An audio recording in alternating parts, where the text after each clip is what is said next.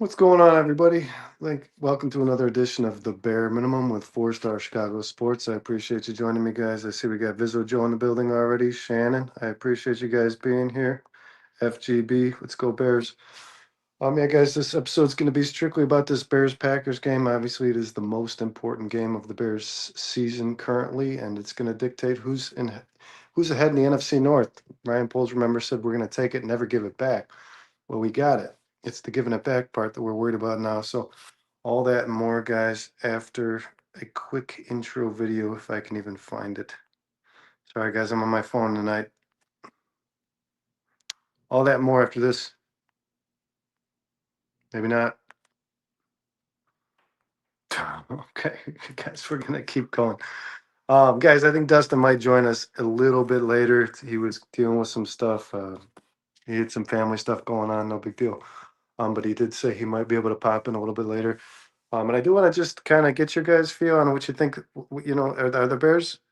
I want to know, do you believe in Ben Johnson? Do you believe in the Bears? Because a lot of Bears fans, I think, view the Bears the way that the national media does, and that they're not really a legit football team. And I think Bears fans have kind of repeated it, echoed this sentiment.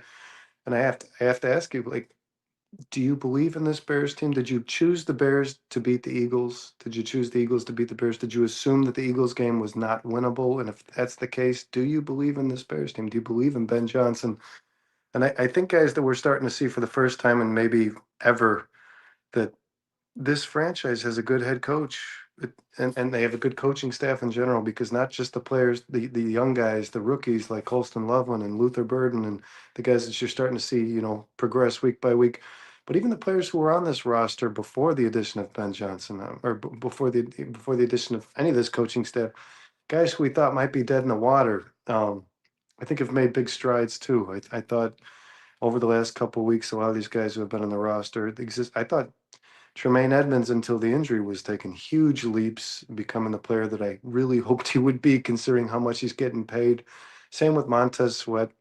I didn't have much hope in Montez Sweat taking that next step. And I don't know. I can credit to whatever you want, coaches, Montez Sweat's work ethic, but he has definitely become the $100 million player that Ryan Poles paid him to be. He's I think he had a sack in every week for the last like six. So yeah, guys, what I really want to discuss before I get into the actual game itself is, on this show we preached a lot about how good this Bears team could potentially be, and I started obviously in the offseason with how good this team is on paper versus how good they are on the field, and then before we ever watched them play a game, you can only dictate how good they are based on the roster they have. And something that we said on Four Stars a lot, guys, and I want to, I'm going to shout, throw some flowers at us, was that this offensive line, at least in my opinion, was one of the better units in the NFL after Ryan Poles made the acquisitions that he did, the trades, the free agent signings, the you know drafting of Trapillo. It looked like it was a much deeper line to begin with in regards to depth. If you had injuries, you were going to be a little better off than you were last season. But I thought the starters that they put in place were really good football players, and it was going to take some time for these guys to find some cohesion. But now that they have, the way that they're playing right now, I don't know that there's a better offensive line in the NFL, guys. So I think that is the best unit on paper. I thought it was when the off. I thought I said this during the offseason. I think this is the best unit on the Bears on paper, and it's showing its true colors, guys. I think this offensive line is at least a top three unit in the NFL. And then the secondary. The secondary, guys, was something I wasn't worried about when the season was starting. We have at the front seven, the defensive line was something we talked about a lot. But I thought between Stevenson and Jalen Johnson and Brisker and Byard, that this was a really good unit. And even while losing those guys for periods of time due to injury, they've been better than I even expected. And Nashawn Wright is a baller, and C.J. Gardner Johnson has made a really big impact on this team. He's obviously a quality nickel. When you get Kyler Gordon back, you're gonna have to find a way to keep these guys on the field. And it does sound like Kyler Gordon is going to be back or playing at least a little more than he was last week. I know he played, I think it was like 51% of the snaps. But I think the secondary is really, really good, guys. And I think with Jalen Johnson being healthy, Kyler Gordon being healthy. You'll probably get Stevenson back here in the next couple weeks. You've got Byard, you've got CJ Gardner Johnson. I don't think it's biased to say that any quarterback that's going to play this football team is going to have a really tough go, guys. Not only because they take the ball away, but with the addition of Jalen Johnson, you've kind of eliminated one half of the field. We already saw that last week. Quarterbacks just don't like to throw the ball to this guy, and a lot of people, give him flack for not being able to take the ball away. But you can't really take the ball away when nobody's overthrowing it to you. So the element that Jalen Johnson alone provides is going to make this Bears defense much more efficient against this Packers team. But I think especially with the addition of Kyler Gordon, if you look at the numbers, they're like 31st when Gordon's not on the field. They're like the 14th ranked overall defense when Kyler Gordon is on the field, or I think even higher than that. So we knew the secondary was good, guys. We just needed them on the field, and it's looking like they're going to probably all be together for the first time in a long time. And I think Jordan Love, as good as he's played this year, he's only got 3 interceptions, and that's kind of been his biggest critique is that the guy turns the ball over. And I think Packers fans are starting to feel a little, probably overly confident in Jordan Love's ability to protect the football, and I think that a game like this might kind of bring him down to size. I do think that Nashawn Wright, Kevin Byard, Jaquan Brisker, Jalen John, whoever it might be, I do think the Bears are going to take the ball away from this football team. Like we had a Packers guest on the show yesterday. He was talking about, is it sustainable to continue to turn the ball over? And the average football fan's going to tell you no, but we're going on like 9 weeks here straight. I don't see a difference. I don't see it's changing. I think the Bears are a bend don't break, but I think the don't break is really just based on taking the ball away, and I believe the Bears are going to continue to do that at a high level throughout the season. For the last 5 games they have to play, guys. So I think this Packers team is going to have to be very aware of that. And now they run the ball very efficiently in the red zone. That is where the don't break kind of occurs. This is where I'm concerned. Josh Jacobs has 11 touchdowns. The Packers are currently ranked third in the NFL for offensive efficiency in the red zone. I think that they're going to try to pound the ball against the Bears when they get in the red zone. So I don't know that when the Packers do start to threaten this Bears team, I don't know that taking the ball away is going to be as easy as it has been with the quarterbacks he played previously. The young guys, the rookies, Jackson Dart, the Tyler Huntley's, the backups, the Jake Browning or Joe Flack, whoever. I think Jordan Love is obviously a step above the majority of the quarterbacks that this Bears team has played this year. Ironically, Aaron Rodgers was probably the next best guy besides Jordan Love that they've played, former Packer, and he's not the same guy as he used to be, as we all know that. But to perceive this matchup, guys, I think, and everybody said it, you're reading it on every media source, every person that, podcasts or analyzes or just general fans of the Bears are going to tell you the same thing. The Bears need to run the ball and they need to stop the run. And that's recipe for winning any football game, but they need to take the ball away. This is not going to be just about making this team one-dimensional. I think that's a very bold strategy. If your game plan approaching this Packers team is to just put the ball in Jordan Love's hands based on the way he's played the last couple of weeks, I think you're playing with fire there. I don't like the idea. As good as the secondary is, I still think the pass rush is lacking a lot. I don't like the idea of Jordan Love sitting back there, guys, against the secondary that's currently ranked 28th when Kyler Gordon's not in the field.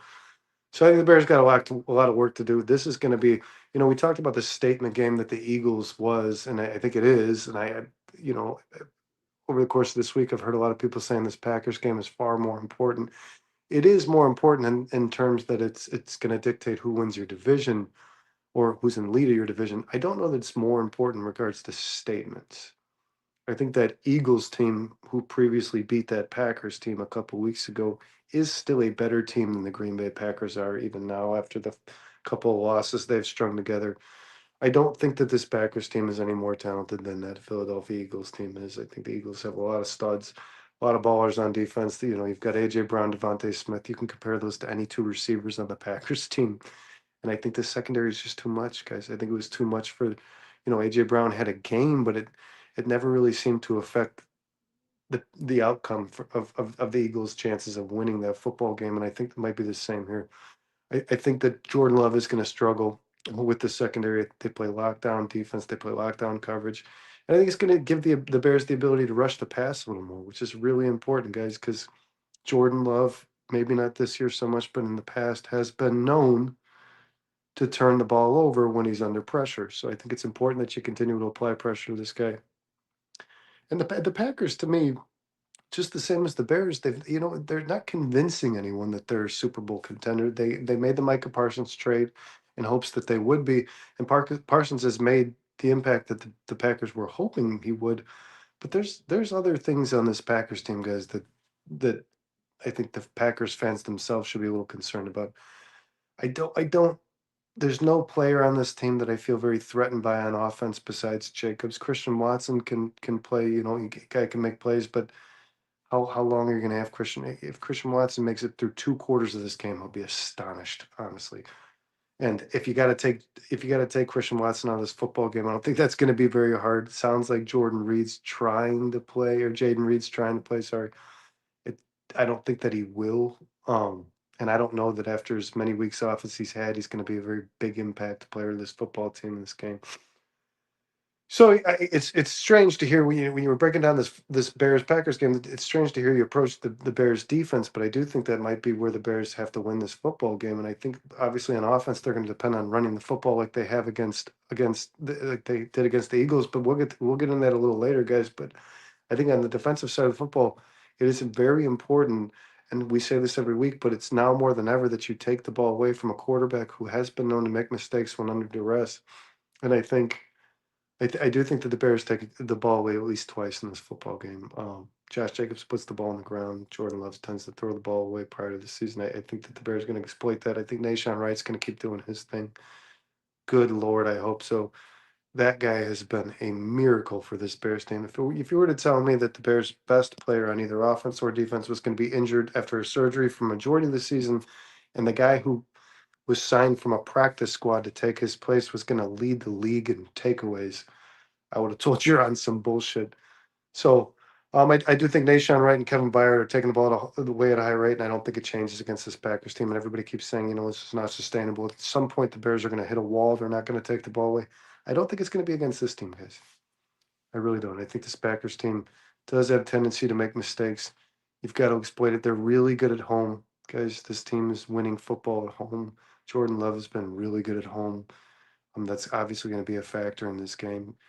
But Caleb has played one game in Lambeau, and the Bears won that game. So I do want to get to what I think is the most important aspect of this football game is the Bears' offensive line. And I don't think Bears fans are talking about this enough. I don't think analysts are talking about this enough. This Bears offensive line has really ascended, guys. And I don't mean, you know, that they've gotten each individual player's gotten better. I think that the unit has become more cohesive in general.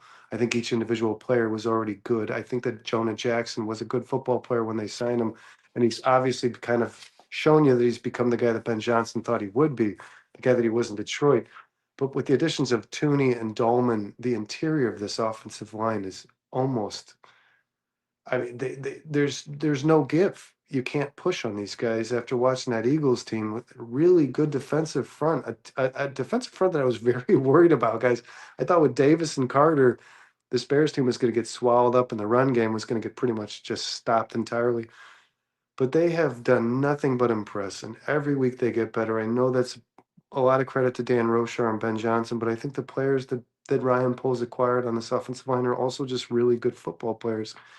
And it takes more than five good individuals to be an offensive line. And we've seen over the course of the season, kind of duration of time it's taken for these guys to become a single unit, which we haven't seen in Chicago in at least 4 or 5 years. I don't know the last time that we had an offensive line that played well together. But when I say ascending, they have gone beyond just serviceable. They've gone beyond protecting Caleb. They have become a well-rounded offensive line. They're making a really big impact in the run game. I don't know that DeAndre Swift and Kyle Monangai are your future answers at the running back position, but I believe as long as those two guys are running behind this line, they're going to look probably a little better than they actually are. And I think that's where the Bears the trenches are where the Bears are going to have to win this football game, guys, on both sides of the ball, but especially on the offensive side. They're going to have to do exactly what they did to Philly. This is a really good defensive line. They are missing Wyatt now. Obviously, the Packers grave season ending. What's going on, Dustin? Yo, what? As promised, guys, Dustin has arrived. You promised that I I was couldn't coming? play. Yeah, I did. I couldn't play the intro video, man. For whatever reason, it won't play. I don't know It's what's because going you on. suck, dude. It's probably that, but Should I play it right now? yeah, let's do it. Fire it up, man. Dustin, I was talking about. I think something we harped on a lot over the offseason is how good this team was on paper versus how they play in the field because we hadn't seen them yet, and Who are we especially on the talking bare about? minimum You said the Packers? or the Bears. Two units that I know that me and you preached pretty heavily on over the offseason were really good units on paper was the offensive line and this Bears secondary. That's a weird thing to say, Steve. And I think Thanks for being here, though, bro. I saw you. You were on yesterday, and you were in the chat, man. You were awesome. Appreciate you. Happy you're here, man. What did he say? I missed it. Okay, so he said Chicago is winning because they need the money revenue for their new stadium coming. I don't think that this franchise needs to, win games just to get money for a stadium. They need to win games because they haven't been fucking doing it for years. It doesn't hurt, but they're gonna get the money regardless. I mean, Yeah, they're one of the wealthiest franchises in all major it'll be sports. all right. Jed's in here, man. What up, Jed? What's up, Jed? Guys, thanks for sticking with Brandon for whatever I'm sure rough stretch that was. Appreciate y'all being here. Vizzo, what's up? How we doing? Yeah, Jed. What Jed just said, I want to harp on that a little bit. Jed talked about everybody, and it was said on this podcast too that the Eagles don't turn. Jalen Hurts doesn't turn. He's never turned the ball over at home. The Eagles don't turn the ball over, and I continue to tell people, I don't know. I don't know that any team's ability to protect the football is better than the Bears' ability to take it away. What do you think, Dustin? Listen, man, it's clearly an intentional thing. I'm seeing shit on Twitter. I mean, all these Packers fans on X, not all, but like all the ones I see at this point are just like throwing shade. And as Steve says here, not knocking the Bears. I mean, I understand. I just don't agree with the premise of what you're saying. But you're seeing a lot of like people just posting like the Bears defensive EPA. If you take away the turnovers, that's like saying it's like judging a chair if you take away the fucking legs. You know what I'm saying? Like you can't take away the legs. The legs are an important part of the chair. They hold it up. The turnovers for this Bears defense are the legs, Brandon. Like you can't just pull those away and say that's a shitty chair. Like the Bears defense has some issues for sure. You're giving up 5.3 yards per carry, 30th in the league. You're giving up a lot of rush yards per game. You're giving up a good amount of pass yards per game and a high completion percentage. But when you get those turnovers, it flips the game. Now, if you have a game, like say, if you were to have this game on Sunday without turnovers, Brandon, you're going to lose if you can't take the ball away against this Packers offense. So I guess you could say like without those, they wouldn't be any good at all. And you'd be right, but you can't really actually say that because those turnovers are legit. It's an intentional thing that they do, just like it's an intentional thing that the Packers do to stop the run, and make that a point of emphasis for them. And that's a strength of their defense. So I see the Bears still taking the ball away throughout this season. I do. But the thing, it's like living in the NBA, man, living by the three and dying by the three. You live by the turnover, you can die by the turnover too. So if there is a game where the Bears don't generate those turnovers, they're going to have issues stopping the team that's good on offense because their defense has been porous. But here's the point to make, Brandon, about the defense that everyone needs to understand is that they haven't had Jalen Johnson. They haven't had Kyler Gordon. They haven't had TJ Edwards. They haven't had Tyreek Stevenson for the last couple of weeks. Like this defense has not been seen as it's currently comprised. Brandon, I want to hear your take on this because like this is really important. Like this defense with Kyler Gordon is a completely different defense. This defense with Jalen Johnson is a completely different defense, and nobody's really seen that. Even in Philly, they were on a snap count. You know what I'm saying? So like if they're going to be playing more, the Packers don't really have an idea of what this defense is going to do because nobody in the league does because nobody's seen it yet. This is a very different defense with these guys getting healthy. So I'm curious to see what the Bears do with these guys back and at a bigger snap count on Sunday against the Packers. Yeah, it's a good point, Dustin. And I think, when we talk about multipliers, you're thinking, a member of a unit like an offensive line, defensive line, or the quarterback because it's his job to distribute the ball. But I think Jalen Johnson is a multiplier, Dustin. I, th- I Mm-hmm. think, I think Well, that at the very least, he's going to force that quarterback to go towards Nashawn Wright, right. who That's what I was gets going to say. I think this turnovers. gives the ability for Nation Wright to be a little more aggressive. And Mm-hmm. he's already pretty damn aggressive. I mean, the guy has not shied away from cutting off routes to try to take the ball away. But I think with the insurance that Jalen Johnson provides, yeah, absolutely. Jaden Nation Wright's going to face more passes. And if you're a quarterback, are you wanting to do that right now? Are you wanting to throw I this mean, guy's if way? I'm Jordan Love right now, I'm feeling myself. Jordan Love is coming into this And game I on a talked hot about streak, right? how He's good the playing. Bears or the Packers You, offense has been in you and I general. have had consistent arguments with our other counterparts, our other co-hosts about how good Jordan Love actually is. You and I have been in the camp for the entire time that Jordan Love is a much better quarterback than Bears fans want to give him credit for because he plays for the Packers. Just like Packers fans don't want to give Caleb Williams credit because he is a Bear. Now, Jordan Love is much farther along in this process than Caleb Williams, but he has been playing his ass off. And I don't think Jordan Love is afraid of any defense right now, man. And just for Steve, for the record, he says here, I was told we're finishing 9-7-1. The next win we'll have is in Minnesota. I don't know who's telling you that. I personally picked the Packers to go to the NFC Championship game before this season started when we did our predictions.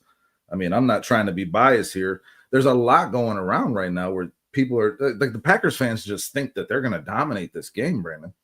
Like that's how they're out here. Yeah, And I don't. I'm a little flabbergasted. And you know what? I mean, some of the Whenever, losses y'all have been a little yeah, concerning. We know Dustin, you're a good team, but like this and is an evenly matched game. It me and you is. do this a lot. I think when you're trying to determine, these previews, these week by week previews we do for the Bears, people are always thinking it's always about the Bears. Anytime somebody's doing these projections and calling the scores to these games, it's about the Bears. And I think, you look at the Packers, and I've said this to you all year, man, there's something's not right in Green Bay. I don't know what it is. They've won a couple of games in a row, but they've also, I mean, they've looked like shit. They have looked like absolute shit in a couple of games this season.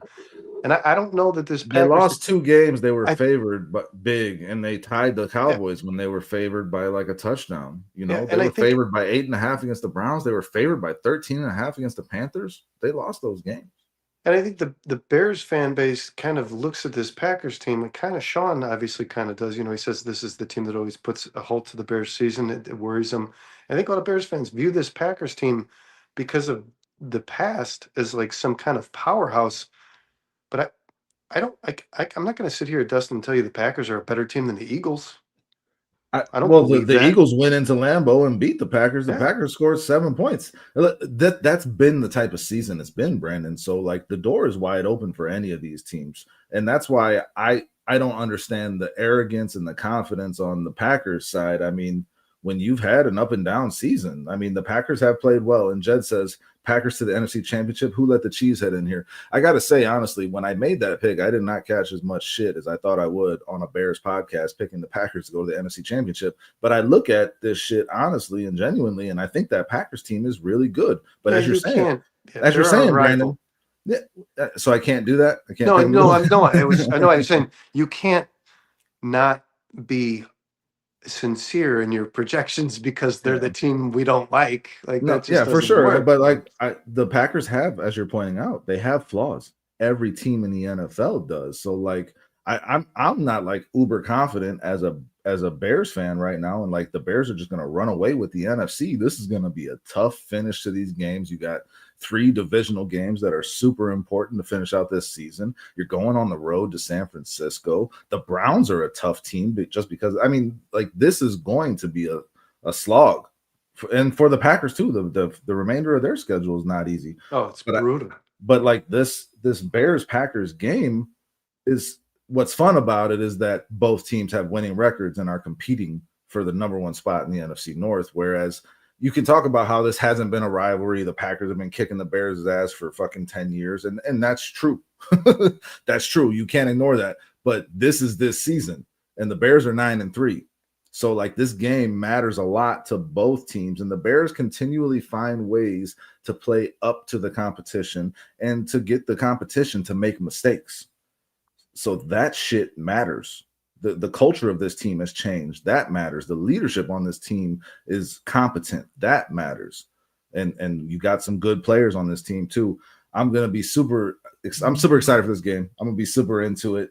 I don't know how it's gonna go. I still don't know who I'm gonna pick, Brandon. I wanted to talk this out with you and see what the chat had to say and kind of come up with who I'm going with by the time we finish this show. To open this show at Dustin, I asked a question. For sure, Steve. And I think I asked it on the show with you guys on Monday or Friday. I think it's important. You know, a lot of Bears fans, especially in our chat, we had a lot of projections on the Bears-Eagles game where the Bears were, a lot of guys were throwing out the Eagles beat the Bears, which understandably, this is the defending champion. But Dustin, how many scores did we see thrown in here where it was like Eagles 34, Bears 10? And it was like, so I'm asking these Bears fans, do you believe in Ben Johnson?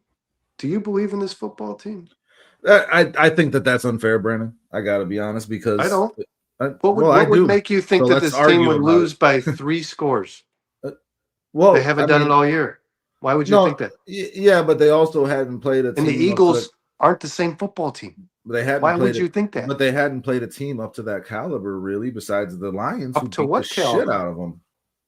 To the caliber of a defending Super Bowl champ. But the Bears are right now. The Bears are better football. Come on now, listen. Not right now. I don't know that right now the Bears are a better football team than the Eagles. Record, they are. Yes, but that's different than us saying they're a better football team. Would you pick the Bears to go to the Super Bowl over the Eagles if they were playing in the NFC Championship game and they were in Philly? That's a tough proposition. It is. If you were picking right now, which team you would bet to go to the Super Bowl if you were betting your fucking paycheck on it? Justin, did you have the Eagles winning by 2 scores? Because you sound like you're defending that. No. I mean, did you? I kind of rode with my brother because he kind of went with that, and I was just like, all right. I didn't know who I was going to pick in that game up until when we got on to do our thing, man. But it didn't bother me for somebody to choose the Eagles. It bothered me for somebody to choose it like that, and that bothered. But you're again, if you had to put your paycheck on which one of those two teams are going to go to the Super Bowl right now, I think you would take the Eagles over the Bears, Brandon. If you had to put your life savings, I don't know if I'd put money on that Eagles team right now, man. There's something wrong there. Sure, Brandon, can you play the hypothetical with me? If you had to pick one of those two teams, which one are you going with? So, I mean, they have a better record, but are they a better football team? This team still has things they need to iron out. But while they're doing that, they keep winning games, Brandon, for sure. It's going to be hard for me to pick against the Bears in any game for the rest of the season after what they showed me in Philly. Yeah, it wasn't a thing of doubting Ben Johnson. That's where I got to disagree with you on. It's just it was strictly you're on the road. Ben Johnson. Do you believe in Ben Johnson? Well, that's what you said. Do you believe, as the players do, in this team? 100%. But I also believe that every team has, limits, has a ceiling, and the Bears really busted through that ceiling on Friday, man. Again, when you're on the road on a short week against the defending Super Bowl champs, that's a tough proposition. And the Bears stepped up to the plate and kicked their fucking ass, man. So, like I said, it's going to be hard to. With a brand new head coach and a whole new coaching staff, how do you gauge his ceiling? I asked this question over the offseason a lot, Dustin. We did this a lot. How do you gauge? You knew this bothered me. I've told you this many times, and you know it did. Every time we talked about the Bears and before the season started, everybody said, well, they're not a Super Bowl team, but we know, and it's like, how do you know what the ceiling of the football team? How do you know? You don't know until they play the games, but that's what we're here to do, man, is prognosticate and presume. Yeah, and I think to put a cap on it, this year was a strange year to do it. Because last year they're going to win 12 games. And this year they're not a Super Bowl team, but I was also being told at the same time, the guy that they hired as a head coach is like the next Bill Belichick. So it's like, well, I don't like. Well, even There's Bill something's Belichick did. wrong with the Bill projection. Belichick didn't win a Super Bowl in New England his first year. Like that's a tough Well, and thing to that do. wasn't his first head coaching job either. And No, it wasn't. So but again, it's a tough thing to do. Is all anyone was really thinking. Like this is going to be a process. This is going to take some time, and that's showing to be true, Brandon. Because again, every team has blemishes. There is no runaway. This is that team. So this is a hell of a year for the Bears to make that kind of move. It really is. It's lining up for that. But the Bears have blemishes, Brandon. When you look at their numbers, there's some problems here. And like I said, if you don't get the turnovers, which the Bears have been doing, and it is intentional, they're creating them. So that you can't that's the take way that away. Dennis Allen is coaching. Yeah, exactly. 100%. And Dennis Allen deserves all the accolades for that. But I'm just saying, like, if you don't, you're just a bend and break defense in terms of the numbers. Well, you have to get the turnover. When you were injured. Exactly. That's the variable here that no one. But you're can still missing really Edmonds, which is a big deal. But you should be getting back Edwards, and we'll talk about the injury report. Somebody asked about Rome, who was a DNP again today, 2 days in a row. Yeah, it's not looking good. He's had some weeks like that and then on Friday he gets in a limited and he's been good. I think Rome wants to play. Maybe he hurt his foot. You saw that he's the one that punched the hole through the ceiling. You saw that? Was it? It was Rome. It was released. I saw it on X. Yeah, it was Rome. And you should have seen, he like does it and then he's like, oh shit. And he like runs and hides like a kid. Like he went and goes and he's like, I wasn't anywhere near that. And he goes and gets into the group. It's hilarious. Yeah, guys, if you haven't seen that, go check that picture out. Somebody took a freeze frame when Ben Johnson's got his shirt off. When he first takes his shirt off, Rome goes through the fucking ceiling of the locker room of the opposing team. The video's and that's X not now. their locker room. Nope. Yep. The video's on X now of Rome running away from it after he does it. It's hilarious, bro.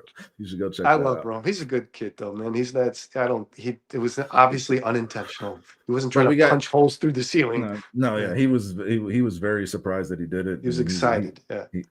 He got scared. But TJ Edwards possibly being back, which he should be. You got Kyler Gordon playing more snaps. You got Jalen Johnson playing. Bears insider Zach Pearson said on this show last night that he does think that Edwards will play on Sunday. He goes to the practices. He watches these guys. It's looking good. So, but the point I was going to make, is that you just don't know what this defense is. This defense could have been this one thing this whole time where they give up the yards and they find a way to get the turnovers and you can score on them. And that might fucking change. There is that possibility.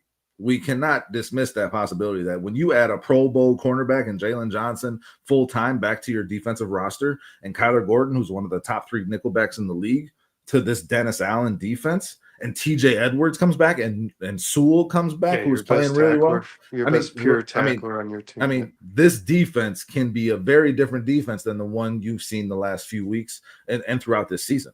That possibility cannot be overlooked, and that could be the X factor in this game for the Chicago Bears because the Packers don't know what kind of defense they're going up against right now. Dennis Allen has been mixing and matching so much shit and putting players wherever he thinks he needs them because he's trying to plug holes in all these injuries. Well, it's starting to get healthy. Yeah, we saw Amon Bamiga defend a pass against Devontae Smith last week, dude. You don't know what you're going to see on this defense. Honest to God, that was designed, Dustin. Yes. Like they talked about that. Bamiga was supposed to cover Devontae Smith, and he did, but it was like, what the fuck is going on? Maybe we don't want to do that too often. Yeah. But now, how creative can Dennis Allen get? What's the cap on this defense if these guys get healthy and stay healthy? That's the key to a Bears Super Bowl run. If you want to talk about that, that's the key to the Bears beating the Packers on Sunday and potentially sweeping the Packers. Because this defense is going to be different than it has been up to this point. So we can talk about all the stats that the Bears have been giving up to teams offensively, but that's going to change with Jalen Johnson and Kyler Gordon on the field. And we're not sitting here, trying to sulk in it. But like the reality is, not on top of just returning players from injury. I was talking about before you came on, Dustin. This is the first time, and I hammered this so hard in the offseason, man. Every show I said it at least once. You have a coaching staff that develops football players. And I don't mean rookies, I don't mean sophomores. I mean, even the veterans on this football team get better week by week. Grady Jarrett looked from like I thought this guy, I was like, this is going to be one of the worst signings ever He's in been the first phenomenal for two. the last He 3 has weeks. turned into a Yeah. star. And honestly, man, I think that's going to continue to make an impact, Dustin. I can tell you right now, it's going to keep happening, and you're going to say, "Yeah, of course, dude. The coaches are going to keep making players better." It's going to keep making an impact. Amen Agbang Bamiga played multiple football games in his career for this football team and never had 16 tackles. These guys are, I'm talking not just the starters, the depth. Every player on this football team gets better every week. Ozzy Trapillo, week one, Dustin, would not have been playing football the way he's playing right now.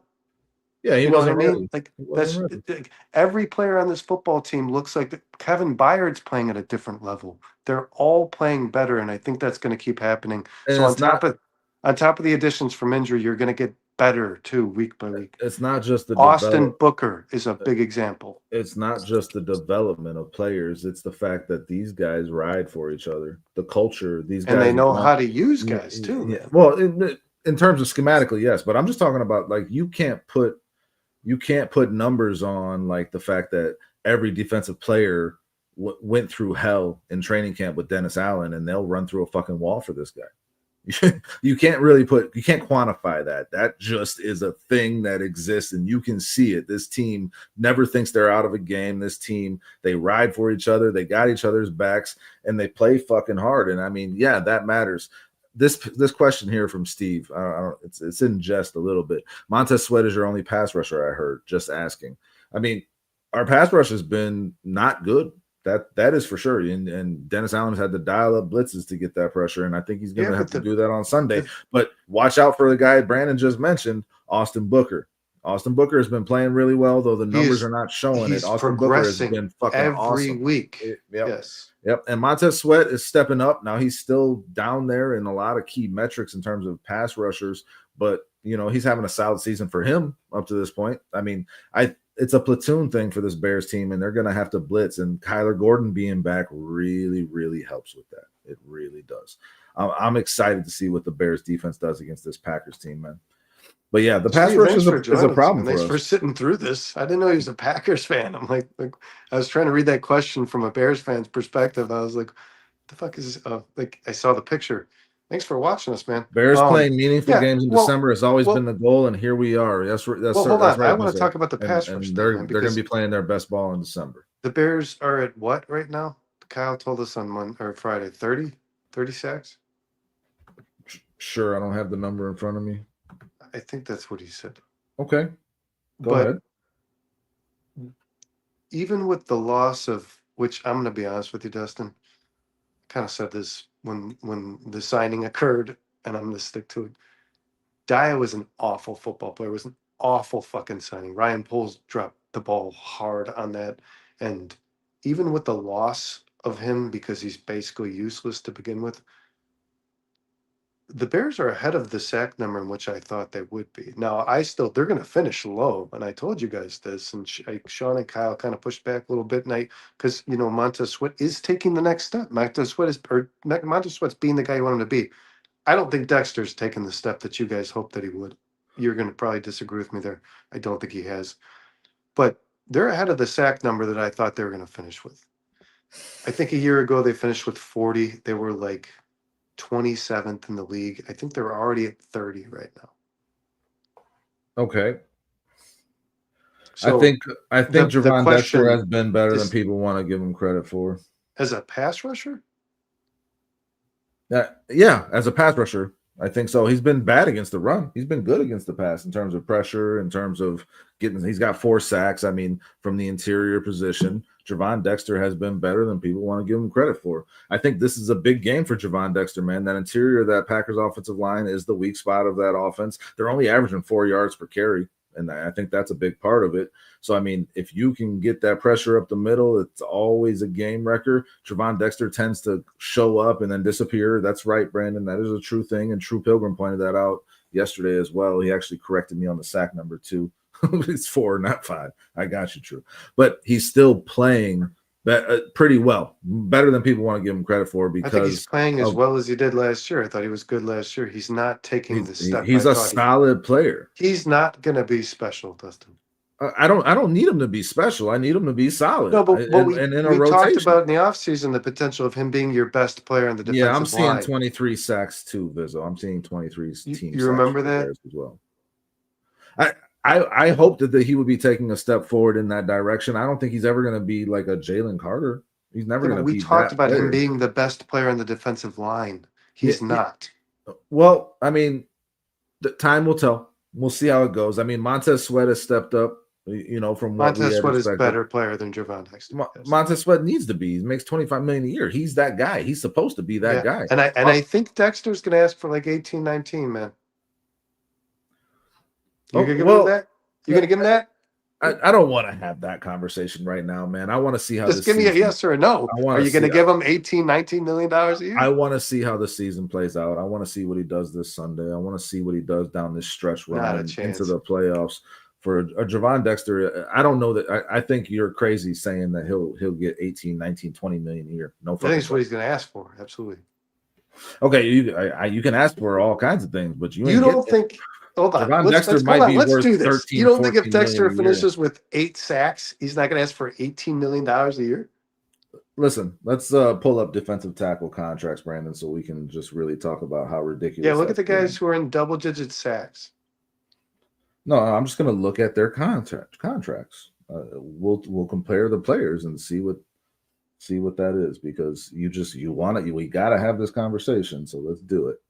Sure.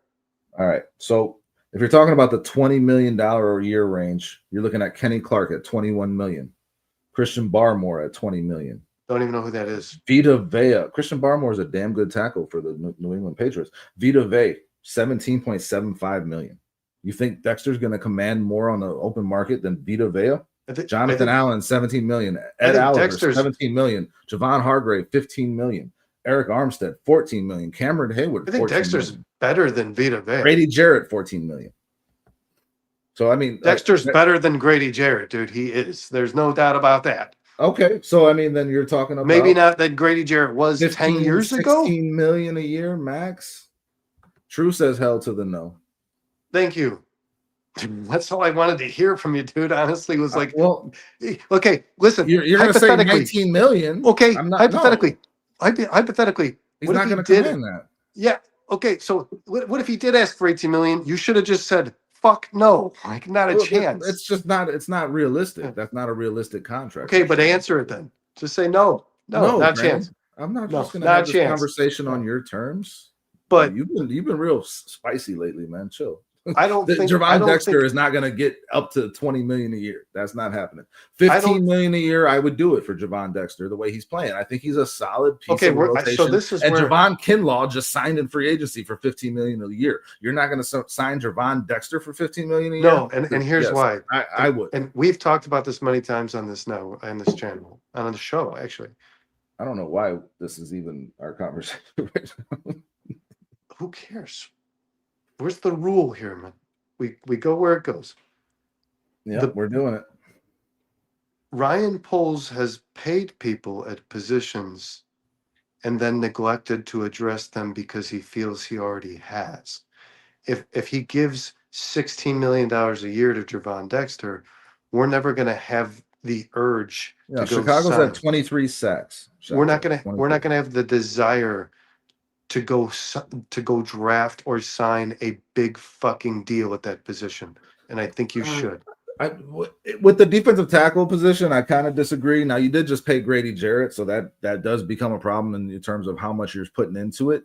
But when you draft a guy, they're on a controlled contract. They're on a rookie salary. So, I mean, you can still add – the defensive tackle thing needs to be a rotation. It needs to be a healthy rotation. Right now, the Bears don't have enough at that position, even if they re-sign Javon Dexter. Well, what do you mean it needs to be a rotation? I need to have guys coming in and out consistently where Javon Dexter's playing 50% of the snaps, and then I got another guy who's just as good as him coming in behind.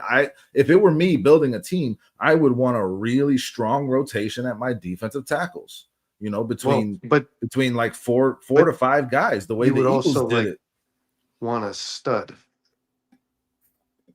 That's why you draft a guy, to try to find that stuff. Yeah, but like I don't disagree with you that they should have aimed for a rotation, but the idea, man, is to What's up, get Lefty? better at every position. And Jervon Dexter is one of the positions you can get better at, and probably not very hard to but do the it. thing is, it's a crapshoot though in the draft. You don't know. Jervon Dexter was a second round draft pick, and he's not up to the standards that you want him to be. So I mean, there's no guarantee that if you draft a defensive tackle in the first round or the second round, that they're going to be better than Jervon Dexter. So if you can get Jervon Dexter for the right price and then draft someone as well, then that works. And I'll say this, man, I still want to see Jervon Dexter at the defensive end position in Dennis Allen's defense. We still have not in the offseason. Yeah, I know. We've been talking about it. That's something that I would love to see. That was talked about consistently throughout the offseason by a lot of people because Jervon Dexter was looking lean and well, Dennis Allen said it. And Dennis Allen likes to move people around, and he fits that mold of those Dennis Allen defensive ends. But what does that say to you, man? Use it. What does it say? What it could say is that this guy is a versatile piece that you can move across your line, and those guys are valuable pieces, man. That's what that could say. Mean Dennis Allen in the offseason said we're looking at Dexter at edge, and he hasn't played any. What does that say to you? The look didn't go well. Especially considering that Dio got injured. It's not something that he's done. The look didn't go well. I don't think. I don't think he was impressed. I think Dennis Allen was like, "This is not a good idea. I'm not doing this." I think he failed, but I want to see that. I think Dexter is. No, stay with us, Lefty. Stay with us. I think Dexter is. No, the Bears have 23 sacks. Shy-Tex. I think Dexter would be a really solid end. I've always believed that since the day he was drafted, man. I think that he would. I really do. I think if he gets off this, listen, if Jervon Dexter gets off the snap before you, he's fucking running through you. That's the thing I love about Dexter. His speed, strength combination. One of the strongest people in the league.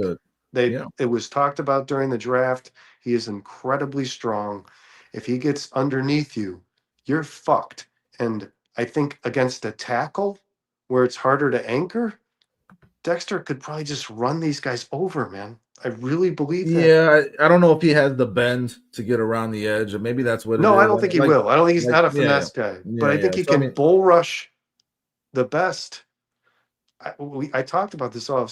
I really think this guy can fucking just run through people via just strength. Via strength. Yeah, that's why the stunts are really good for him because he gets a running start. I mean, his leverage has always been an issue. I mean, you said when he gets lower than you, you don't have a chance. He doesn't get lower than the guy across from him often enough. That's the problem. And I think what sucks for him too, man, is when he's playing inside. There's a lot of times where he's taking 2 blocks, and we know Dexter's not that guy. He's not. He's not going to burn through. I actually have seen him get a sack through 2 blocks, but it's very uncommon. He did it a couple weeks ago, but it's not common. But I think if you got Dexter one-on-one as much as you could, he'd be a much more impactful player. Listen, I expect Dexter to perform this Sunday, but there's been some Sundays where I've expected him to perform, and he hasn't. I thought he was going to make the Eagles game kind of personal, man. I did. I thought he was going to snap. Well, that interior, that O-line for the Eagles is pretty damn good. I've expected. There's been some matchups that have favored him, and he has not shown up.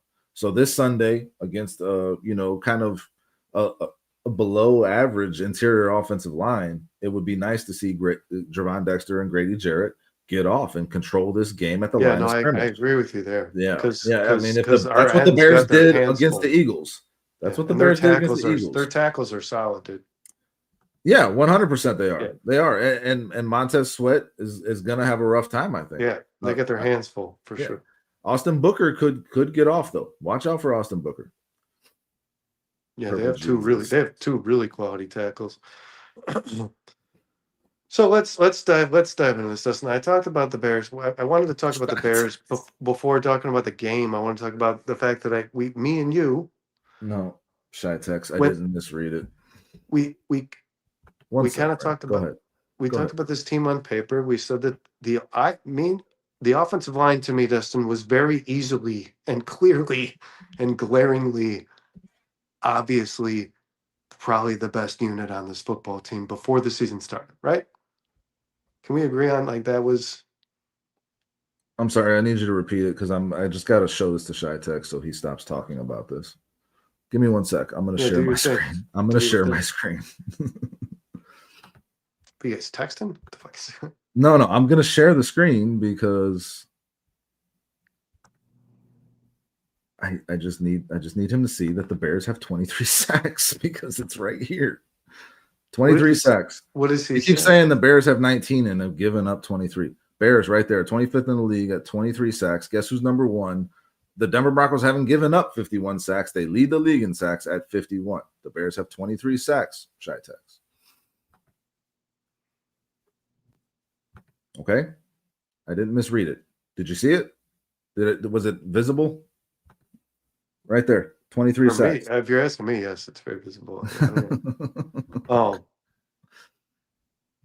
right there, 23. Bears, 23. Michael Jordan.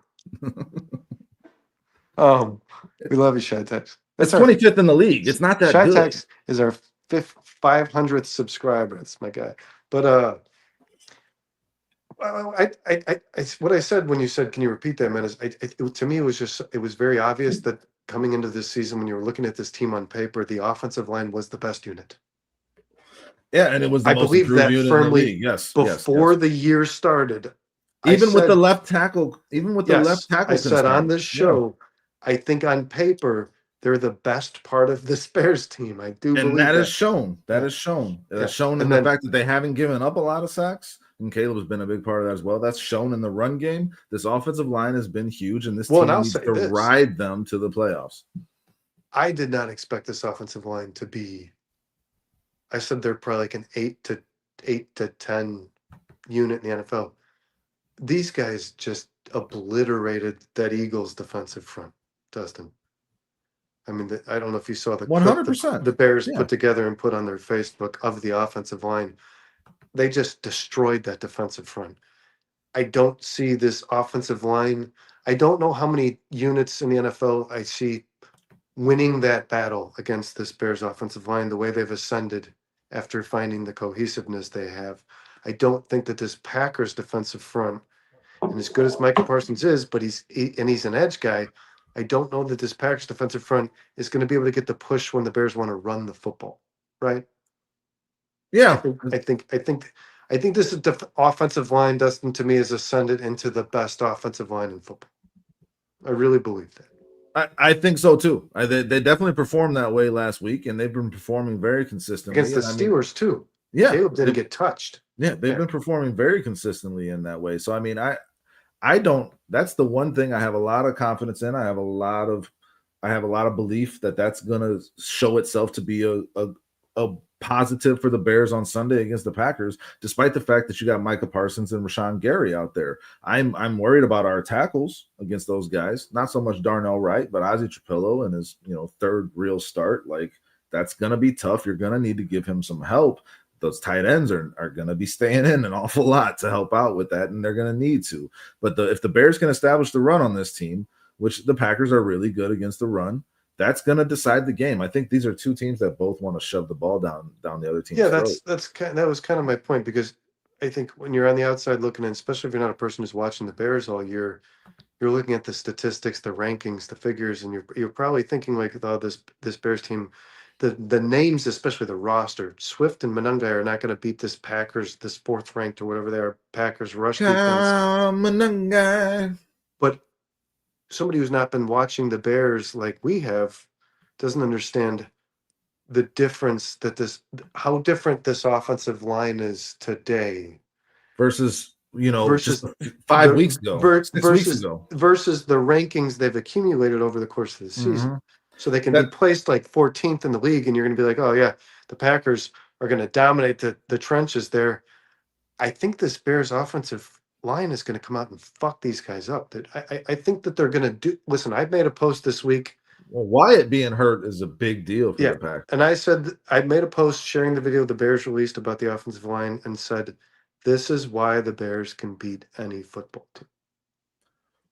And And yeah, that's going to be an advantage for the Bears, and it's going to be a huge part of their success, especially if they get any kind of home field advantage in the playoffs. Because when you're outside in Chicago and you can just hammer the ball down the other team's throat and beat them in submission and move them off the line of scrimmage, that's demoralizing. And I think that the thing that, like you just said, Brandon, that's really important to note is that this offensive line is like the third rendition of this offensive line just in this season. Now, they're vastly improved from what they were last year, but right now they are vastly improved from what they were 6 weeks ago. That's important to note. So the same thing we were saying about the defense. This defense is a new defense. This ain't the same defense that you've been seeing throughout these last 8 weeks. This offensive line is not the same offensive line that you've been seeing for this entire season. And I think this is the final, alignment of this offensive line, and they're going to ride this through to the end of the season. And they're only going to get better every week with this group of guys because they got a goddamn great coach coaching them in Rocher, and they got a great play caller in Ben Johnson letting them do what they do best. And Ozzie Trapillo is just going to get better with reps, man. It's just coming together in a very strong way to where this rendition of this Bears offensive line is the best one that they've had all year. And it's been good all year. This is the best version of it. Yeah, I think that Eagles defensive front, especially in the interior, Dustin, is one of the toughest in the league. I think between Davis and Jalen Carter, there's not too many offensive lines in the NFL that are not going to be able to just hold their own, but be able to push those guys. And the Bears' interior offensive line just pushed those guys out of the way, man. I mean, they just made lanes the entire football game. And I think they're going to be able to do that. I think the Bears are going to be able to run the ball through the tackles against this Packers team. I do. This is a new member of the chat. And when you do that, Dustin, before. a guy like Micah Parsons is much less effective because you're kind of letting him in. You know what I mean? Go ahead. No, yeah. If you we're running the football. If you get running the ball is the ultimate deterrent to the pass rush, which is what the Packers are going to want to do. They're going to want to tee off on Caleb Williams. Is this a new member of the chat? I've never seen this gentleman before. He says the Bears still suck. So I mean, it's a Packers fan jumping in with us. On train. And we support you however you identify. We appreciate you being here, man. We'll talk shit. Talk a little shit. It's all in good fun. The Bears are a different team than these Packers fans have become accustomed to over the last few years. This is a different team. You're gonna see it on Sunday. We're gonna bookmark all these tweets, and you know what? If the Bears might not win, it might be a close game down to the wire. The Packers come down with it, but like they ain't blowing this Bears team off the field. This team is too well coached. This team is too disciplined. This team has a lot more talent than you're giving it credit for. It's gonna be fun to see how they stack up against the Packers on Sunday because they've been frauds all year. The Bears have been frauds, no matter who they beat. Now they beat the Eagles on the road, and they're still frauds. Well, and not only are the Let's Bears, see what happens on Sunday if they beat the Packers. The Bears are playing with house money, Brandon. Not only are the Bears, all the pressure is on the Packers, all of it. Not only are the Bears still frauds as far as anyone's exactly concerned. True Pilgrim. Look at that. I didn't even see that. Me and you, simpatico, True. When the Packers were going to play the Browns, I heard the same shit from Packers fans. They were on a 3-game winning streak. They went to play the Browns, and all I heard from Packers fans is it's a Super Bowl team. After the Micah Parsons trade, they're not going to lose to anybody. This team is so good, and the Browns shit on them. So, like, how as a Packers fan, don't remember. You know what I mean? You tied with the Cowboys. Don't lose sight.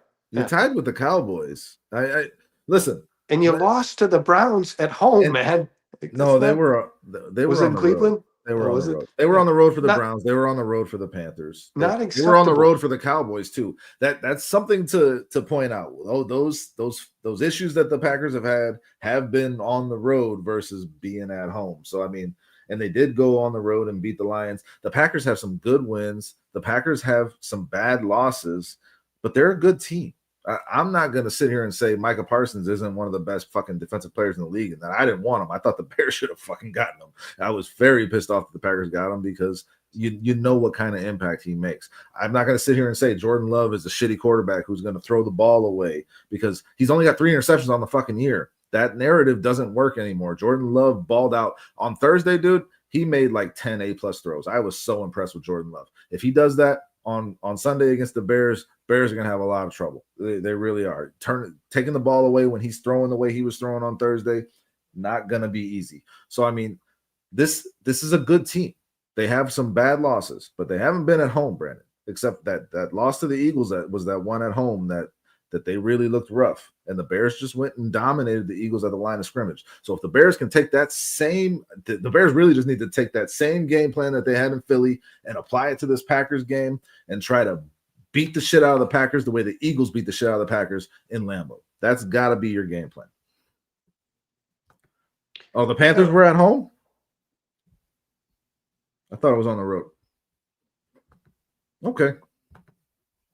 Yeah, I think as long as this offensive line is what I believe that they are, Dustin, and I'm not saying this out of bias, and I'm sure these Packers fans are going to think that I am, but I'm watching this team more than any other football team. This Bears offensive line, yeah, they were at home. You're right. My bad. This Bears offensive line is special, man. I mean, Joe Tooney is obviously a first ballot Hall of Fame player. Drew Dolman in the last 2 weeks has stood on top of his fucking head. Jonah Jackson's probably going to be.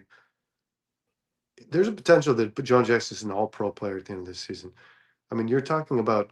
That's lofty praise. I don't know about that, but he's been damn good for sure. Yeah, he's had 2 games with 0 hits, touches, pressure, sacks. 2. That's not a common thing in one season. But, I mean, the guy's just been incredible, man. But as long as the offensive line is playing football that way, that should be your approach every week. Run the ball down their throat, because your unit, it's like the Eagles team that won the Super Bowl last year, Dustin. If you can get to that 7 rushing touchdowns in an NFC Championship game, you know what I'm talking about? You can get to this point where these guys are just too good, where you don't even have to throw the damn ball. If the Bears can get to that point, I don't see how they lose to a team like Green Bay. Yeah, no, especially not when you have a quarterback who, I mean, as much maligned as Caleb Williams' passing completion percentage is, like, he makes the throws when you need them, and he makes some really good ones. So, like, if the Bears can establish the run and Caleb just has to make a few big throws that kind of ice the game or get you over the top, that's the perfect plan for the Chicago Bears. And it worked really well against a good Philadelphia Eagles team on the road. So I think it can work really well against a good Packers team on the road. I just think I don't think the Packers are taking the Bears lightly. All their fans are. The Packers damn sure aren't. The Packers know that this Bears team is legit. Some players have shown a lot of respect for the Bears. Some players have not. Well, what Micah Parsons said today didn't make no damn sense. I don't understand what he was even saying. Like Micah Parsons, who's disrespecting you, Micah Parsons? He never really makes sense, to be honest. I've never really thought. I like Micah Parsons a lot, but he's not. Doesn't come off like the sharpest tool in the shed. But what about on the offensive side of football? On the offensive side, defensive side of the football, Dustin, is it more about stopping Jacobs and putting the ball in Love's hands? Is that good? Is that a good approach? Listen, the Packers are averaging 4 yards per carry, as I said. They're running it like the 5th most in the league, I believe. Let me just pull that up real quick. And I remember last year, Dustin. They're running at the 5th most in the league. They're running 29 times per game, but they're only averaging 4 yards per carry. So, like, as you pointed out, Josh Jacobs is getting in the end zone when Jordan Love gets him down the field, but their run game is not that potent. Now, they do have I like Wilson in that backup role. They actually have a productive backup running back with Jacobs, but they're just not getting the run going in terms of, big plays. It's not happening. Yeah. And they're not moving the sticks with the run game. They're moving the sticks with the pass game. I would want to try to keep Jordan Love from beating you with his arm in this game. If it were me, make the Packers run it, because they're going to run it. They're going to run it a lot, but don't let them be successful. Stack them. It's tough, man. It's tough because the I Bears don't. have had issues with the linebackers, but hopefully Sewell and Edwards are back on Sunday, and that makes a big difference in defending that run, Brandon. And you can, really stack up against Jordan Love in that passing game, and hopefully still shut down that run. And again, that's because that interior, that offensive line has had weaknesses all season. Yeah, I listen. The numbers Sean, have Sean improved. says, "Make love throw." Have you seen this guy before? No, the Sean, what up, numbers dude? have improved drastically. What's up, Sean? Sean Root. The numbers have Here all week. improved. The thing that Jordan Love's the thing that Jordan Love's criticized the most for, he's really improved on, man, which is the turnovers. But I still don't believe it. And like the people are talking about, are the Bears real? Are the Bears for real? Dustin, do you believe that if you threw everything you have at Jordan Love, you're not going to take the ball with? Do you believe that? It depends on if you can get any pressure on him. To me, Dude, this is not out of bias. My literally out of intuition. Like everything in me says this guy will still give the fucking ball away. I can see Jordan Love Yeah, throwing an interception on Sunday. Yeah, yeah. but you got to get in his face. You got to make him a little uncomfortable. The thing that Jordan Love does really well, obviously, is throw when pressure's in his face off that back foot. Like he does like a fadeaway throw, and he can put the ball anywhere when he's doing that. He did that on that fourth down to seal the game on Thanksgiving.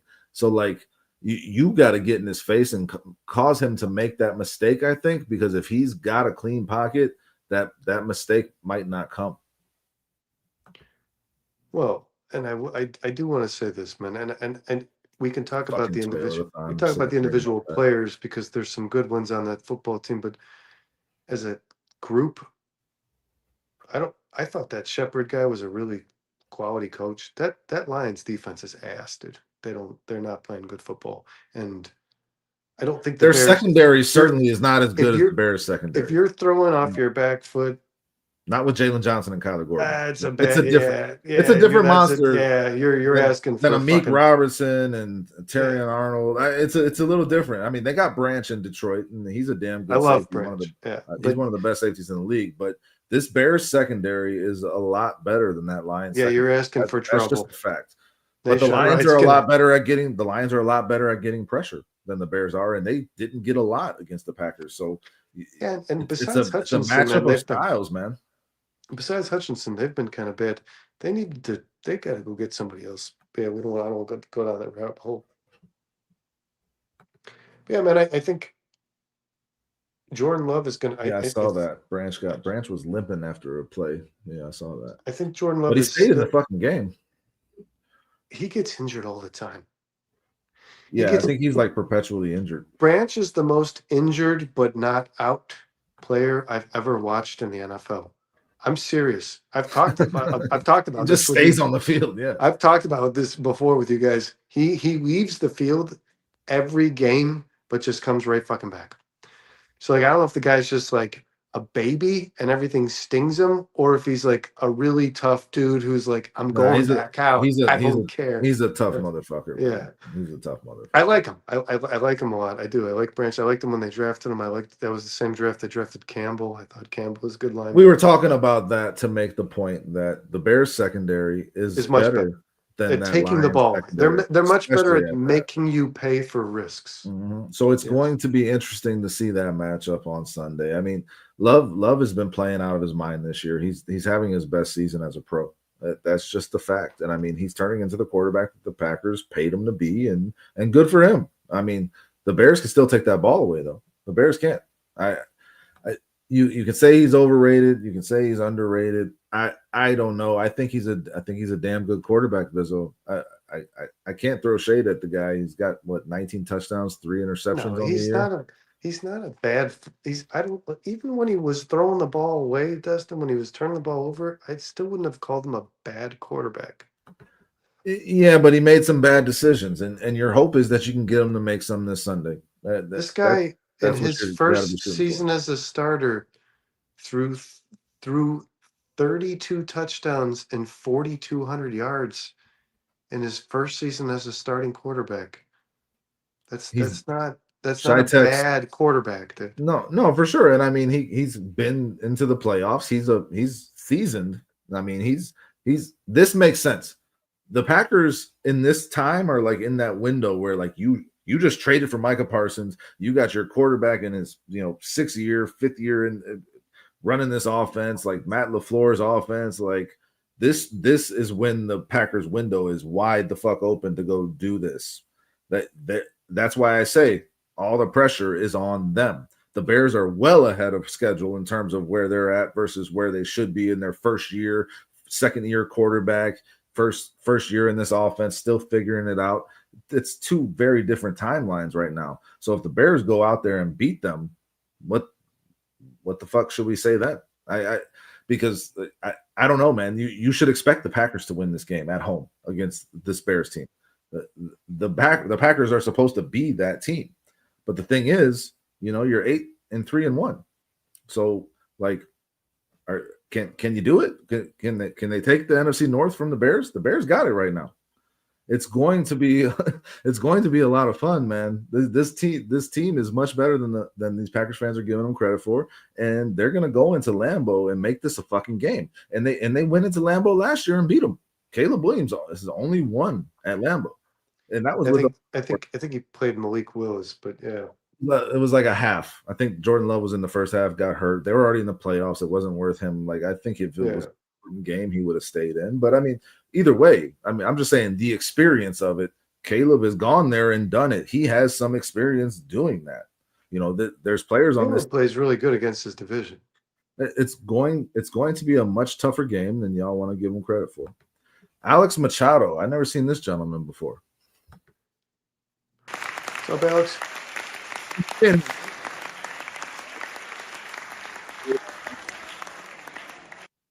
I mean, I said that they're going to split with the Packers, but who's to say it's not a road and road split instead of a home and home split? What if the Bears go on the road and beat the Packers? He thinks that the Bears are going to take it. The Bears have been good on the road, man. They have. They've been a good football team on the road. They've been a good football team all year. They continually find ways to win. They continually find ways to grit it out and make the plays that the other team can't make. If you Vizzo, Joe, and Vizzo, I want to say this. I don't know if you were there for that show Friday. And he gave the ball away on a fumble. I didn't believe that Eagles team was not going to turn the ball over. I said that on the show. I think I'm going to say this. I'm not going to keep beating this up. This will be the last time I say it. I think that the Bears' ability to take the ball away is better than any team's ability to protect it. So it doesn't matter. You can keep throwing at me, well, this quarterback's turned the ball over only this many times, or this team's second in the league for not turning the ball over. It doesn't matter. I don't think it matters. And actually, if you guys watched the game before it started, Jalen Hurts was on the field, and the sideline reporter asked him, this Bears team is leading the league in taking the ball away. How do you approach that? And he said, well, we're number one at not giving it away. He said we're pretty good at not giving it away too. No, he said we're number one. No, he said he said we lead the league. That's what he said. We lead the league in not giving it away. That's what he said. And he was correct. And the Bears took the ball away. And so I don't think any team that thinks like, we don't turn the ball over, we're good, we secure the ball, we're not worried about that. The Bears, if you are willing to take risks against this Bears team, they're going to take the ball away. That's what they're going to do. Jordan Love certainly takes risks. Yeah. I mean, that's because he has a hell of an arm and he trusts his arm, and that could lead to something. It could backfire on him against this Bears team because, like you said, they put themselves in position to take the ball away. The thing is that Jordan Love isn't going to make that shit throw that J.J. McCarthy made, when he was targeting Jordan Addison in the end quarterback. Yeah. His margin for error is it's much smaller. He just does not make a lot of mistakes. So you're really going to have to work hard to get those turnovers. Did you ever think you'd be saying that about Jordan Love? I mean, I kind of did, man. Yeah, you could just see it. And the thing that's always impressed me about Love, and again, this is a Bears podcast, fuck the Packers, but I have been impressed by Jordan Love, and the thing that impressed me the most about him when he was getting those turnovers is that he would just come back out and sling it. He didn't think about it. He didn't give a shit. He just kept playing. He would He's throw pretty his team resilient. Yeah. right back into the game. And I mean, you just, when you're that guy, like eventually you're going to get it right. If you have a good head coach and you got good players around you, which he does. He does. I think Matt LaFleur is overrated as a game manager, to be honest. But as a play caller, he's damn good. So, I mean, like, Jordan Love, I saw this coming with him, yes. I mean, eventually he was going to have a season like this, and he's having it right now. I would love for the Bears to spoil it this Sunday, man. And as you say, they are, and as I said, they're very intentional about taking the ball away. It's not they're just getting lucky and the ball just ends up in their fucking hands. You brought it up on Monday, how far they baited Jalen Hurts into throwing that interception, and how far Kevin Byard came to know that where that ball was going and break on it and get in front of AJ Brown. Fucking incredible. The Bears do shit like that. And Jordan Love can be a victim of that type of play. He certainly can. Yeah, I think Dennis Allen encouraged these guys to take some risks, to be aggressive. This is a good point right here by Shy Tex. And they just happen to have the players who are really fucking good at doing it. Parsons hasn't played a QB like the Houdini before, though, either. Caleb Williams' ability, it's one of the biggest edges this Bears offense has. His ability to avoid pressure and avoid sacks is bar none the best in the league. The best in the league. So, like, you can have these, and it's not like the Packers have this tremendous amount of sacks. They're doing all right, but like it's not like they've been killing it. Micah has 12 and a half, I believe, and I mean, he's damn good. The Bears are going to have a game plan for him to try to limit him, but at the same time, even if he beats that, he's still got to tackle Caleb Williams, who has shown himself to be unsackable in many situations against very good defensive ends and defensive linemen. He did it against the Giants. He did it against the Steelers, who get pressure like crazy. So, I mean, and I think they lead the league. Yes. So it's going to be hard for the Packers to take down Caleb Williams, on top of the fact that Ben Johnson's going to have a really good game plan to try to limit them from getting to him in the first place. And this Bears team has a fucking awesome offensive line. Great at pass protecting, great at running the ball. And as you said, Brandon, if you can run the ball, that's the best deterrent to a pass rush.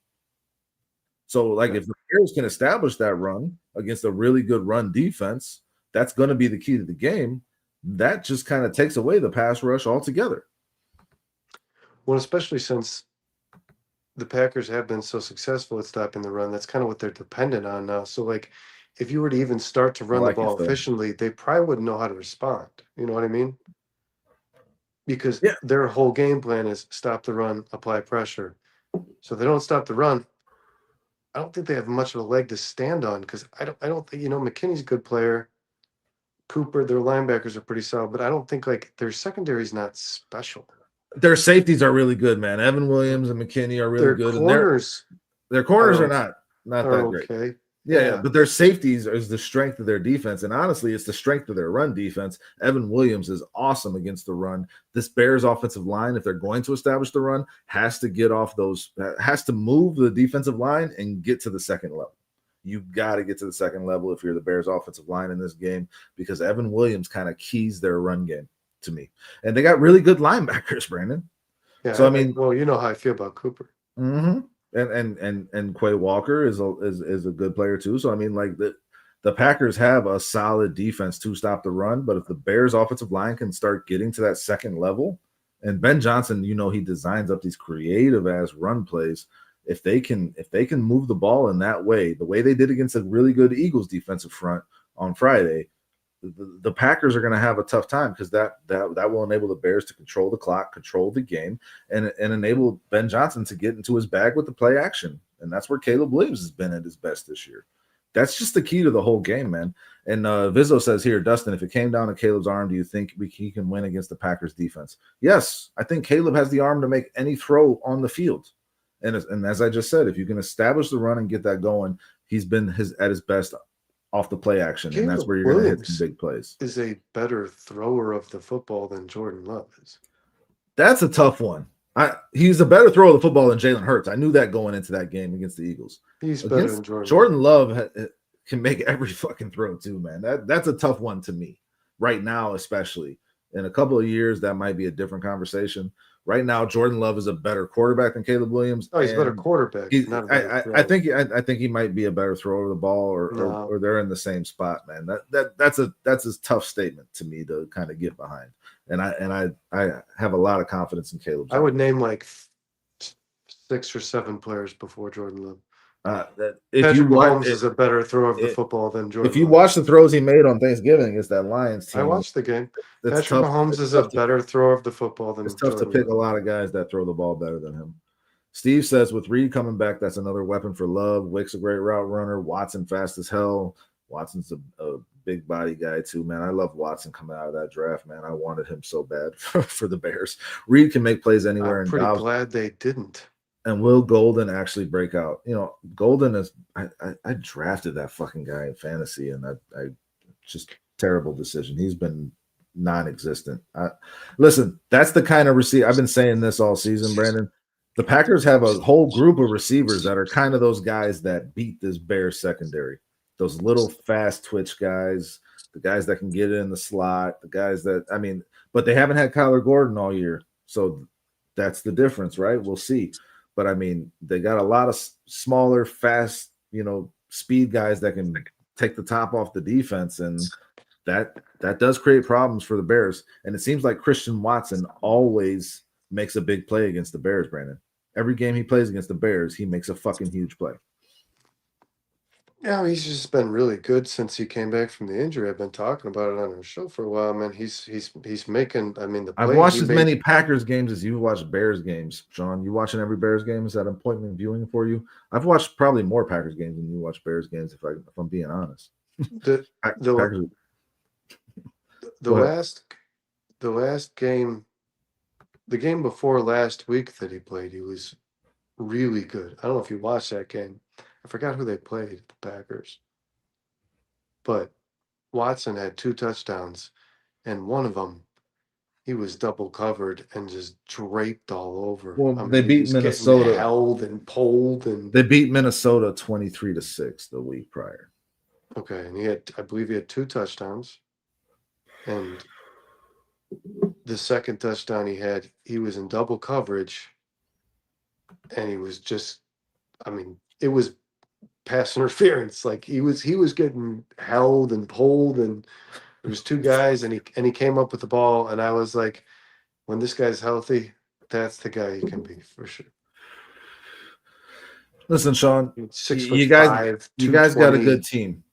Yeah, dude, you remember how high I was on Christian Watson Yeah. coming out of that draft. You guys got a good team, man.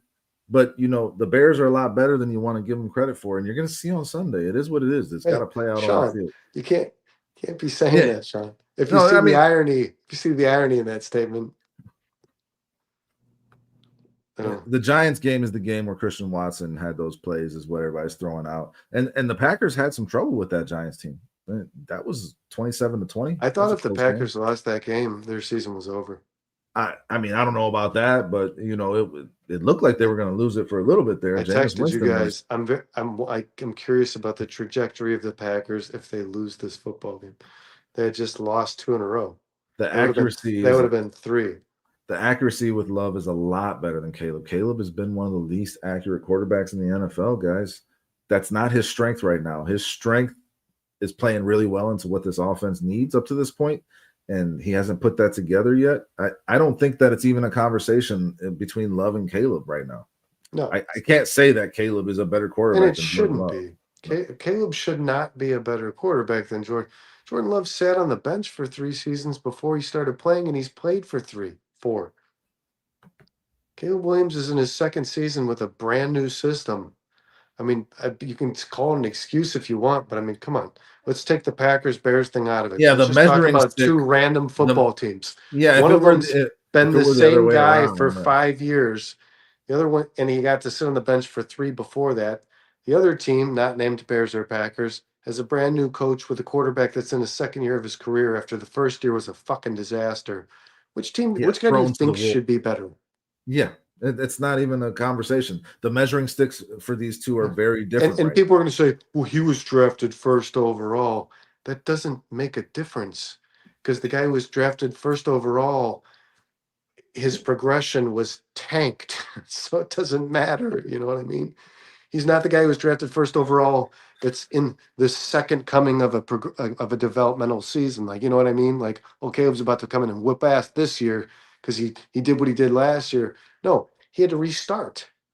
So there's no comparing Jordan Love to Caleb Williams. And if you expect Caleb Williams at this point, just because of where he was drafted, to be better than Jordan Love, who's also a first round pick, by the way, then you have no idea how to evaluate this position at all, man. That's just how that goes. Jed And and that's Vizzo crazy.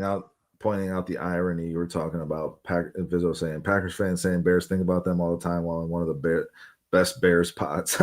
I appreciate the compliment, Vizzo. Within that, I didn't even see that part when I was reading that. You didn't have to do that. Thank you, Vizzo Joe. Thank But you, Vizzo. We fucking that love was you. very much But, the irony yeah, that I that's was the discussing. I could tell you I've never watched a Packers pod in my fucking life. I see some shit on X here recently. I mean, I've only been on X for a little bit here, but like I see some shit and it's just crazy the amount of arrogance that Packers fans, are What's coming into funny? this with. What's It's funny it's, it's gonna is bite you. It's gonna bite what's you. and you know me, Dustin. Like well, both we're just all four of us. We're very grounded. We'll throw the Packers flowers Grounded. when they're a good All football four team. of us are Well, grounded. you had the Packers in the NFC Championship game. Okay, so I okay, did. we'll I just start with did. that. Dustin had the Packers in the NFC Championship before the season started. Okay, so like we don't. Well, the Packers, so they're gonna suck. When we think the Packers are good, we talk about the Packers being good. When we project them to be good, when we think they're going to be good, we project them to be good. That's how we treat this football team, man. And they are a fucking quality football team. Speaking of that, I want to do an exercise, Brandon, and let's just do it. Let's just go through each kind of position and let's just talk about Hold on, man. where we think we But got an advantage here. Sean sent us some stuff this week of Packers podcasts. And If you don't know who Hallis is, Sean, then what the fuck? You don't know football. the Packers podcast. As Steve says, Hallis is a legend. Come on now. Yeah, he bailed your franchise out a few Yeah, times financially. he made the NFL. Yeah. He bankrolled the Packers twice. They went broke and he kept them alive. So if you're a Packers fan, you should appreciate George Halas just as much Maybe just a as a little Bears bit. fan, Maybe a little bit. because he kept you alive and afloat. But the Packers, I watched these Packers podcasts that Sean was sending us for just the 3-minute clips that he sent me. That was radio. That was ESPN radio, dude. Really? And I was That's thinking to myself, that Rust guy. I can't believe that I know Fucking more. ridiculous. I can't believe that I have better intuition about the Packers than their own analysts. I was listening to it like, this is just horseshit. I've never heard such stupid shit in my life. Like, they were just like sucking each other off, and Don't it was get all high on your wrong own anyways. supply. Don't get high on your own supply. Yeah. That's the moral of the story here. And it's gonna bite you. It's gonna bite you in this game. You guys are gonna come in with this arrogance, and you're gonna leave. Whether you win or lose, you're gonna leave thinking, holy shit, that's a scary team. I don't want to play that team again. Because this team is physical, this team is disciplined, this team executes, and this team is very well coached. It's just going to be a dog fight. It's going to be a rock fight. And I wanted You're to gonna say see this. it. We talked about not quantifiable, Dustin, and it's not. But I believe, and I believed it. You heard a couple of players say it, that they treated that Eagles game like it was their statement game. Like, this is the game where we're telling people we're the real deal. Doesn't matter how we win, we're the real deal. And still now you're 7-point underdogs, and this is against your division rival. It makes sense that they're underdogs. The Bears player want this one more than the Eagles game. I assure you of that. Yeah, no, and when this team matters. wants something, well, it matters now because the culture is different. When this team wants something, they go get it. They go fucking get it, man. They go get it. And like you said, man, it's just very hard to bet against them. It really is. It's very hard, even unbiasedly. Like, I'm a Bears fan, so I just pick the Bears. It's nothing like that. It's just they always find a way. How do you bet against this team? Yeah. What they have shown you up to this point, and if you've paid any attention at all, If you had paid any attention at all, you wouldn't be going into this game thinking what you're thinking. That's just the reality of it. You wouldn't be going into this game thinking Packers are going to slaughter them. Now, what if they do? They do. But like, there's no basis to say that based on the results that you've seen this season from both teams. There's just no basis for it. Well, and then there's multiple This sides. Bears There's team more than always finds a way, Sean. This there's Bears more team, than this there's Bears more team than that you don't know shit about finds a way. You're gonna find out on Sunday. and And I'm happy there's you're more here than two because sides this to is a this good coin. conversation. Because what if the Bears? Let me ask you this, Sean. If the Bears come out in Lambeau It's a and good point, Rob. beat the fucking brakes off your team, do the Packers suck? Because if you think the Bears are just this pushover football team, if they come out there and beat the Packers handedly like they did the Eagles, do the Packers suck? Dominated from start to finish, yeah. I mean, we've been doing that stupid math all season with all these teams. Well, the Bears haven't beat nobody, and the Packers wins don't mean anything, or the Packers losses don't mean anything. A win is a fucking win in the NFL. These teams are the Bears are atop this division right now, and whoever comes out of this game with the win is going to be in the leadership role, and they're going to have that, and they can hold on to it for the rest of this season. This is a very important game. The Bears, like you said, Brandon, know that, and they are going to play their asses off. You don't know what's coming to you, Sean. You don't. You don't. This team has grit. This team and I'm has listening. determination, and they find ways to get it done. The Bears go to your house. You go to Denver. Yeah, Smoking Jay was awesome, right? Jed, for sure. Yep. Bears, Broncos, Bears, Ravens, right? Yep. Yeah. Let's see. Bears, Broncos, Bears, Ravens, and then they're at Minnesota. This Packers team's really confident. I think the fans are really confident. Your schedule is rough.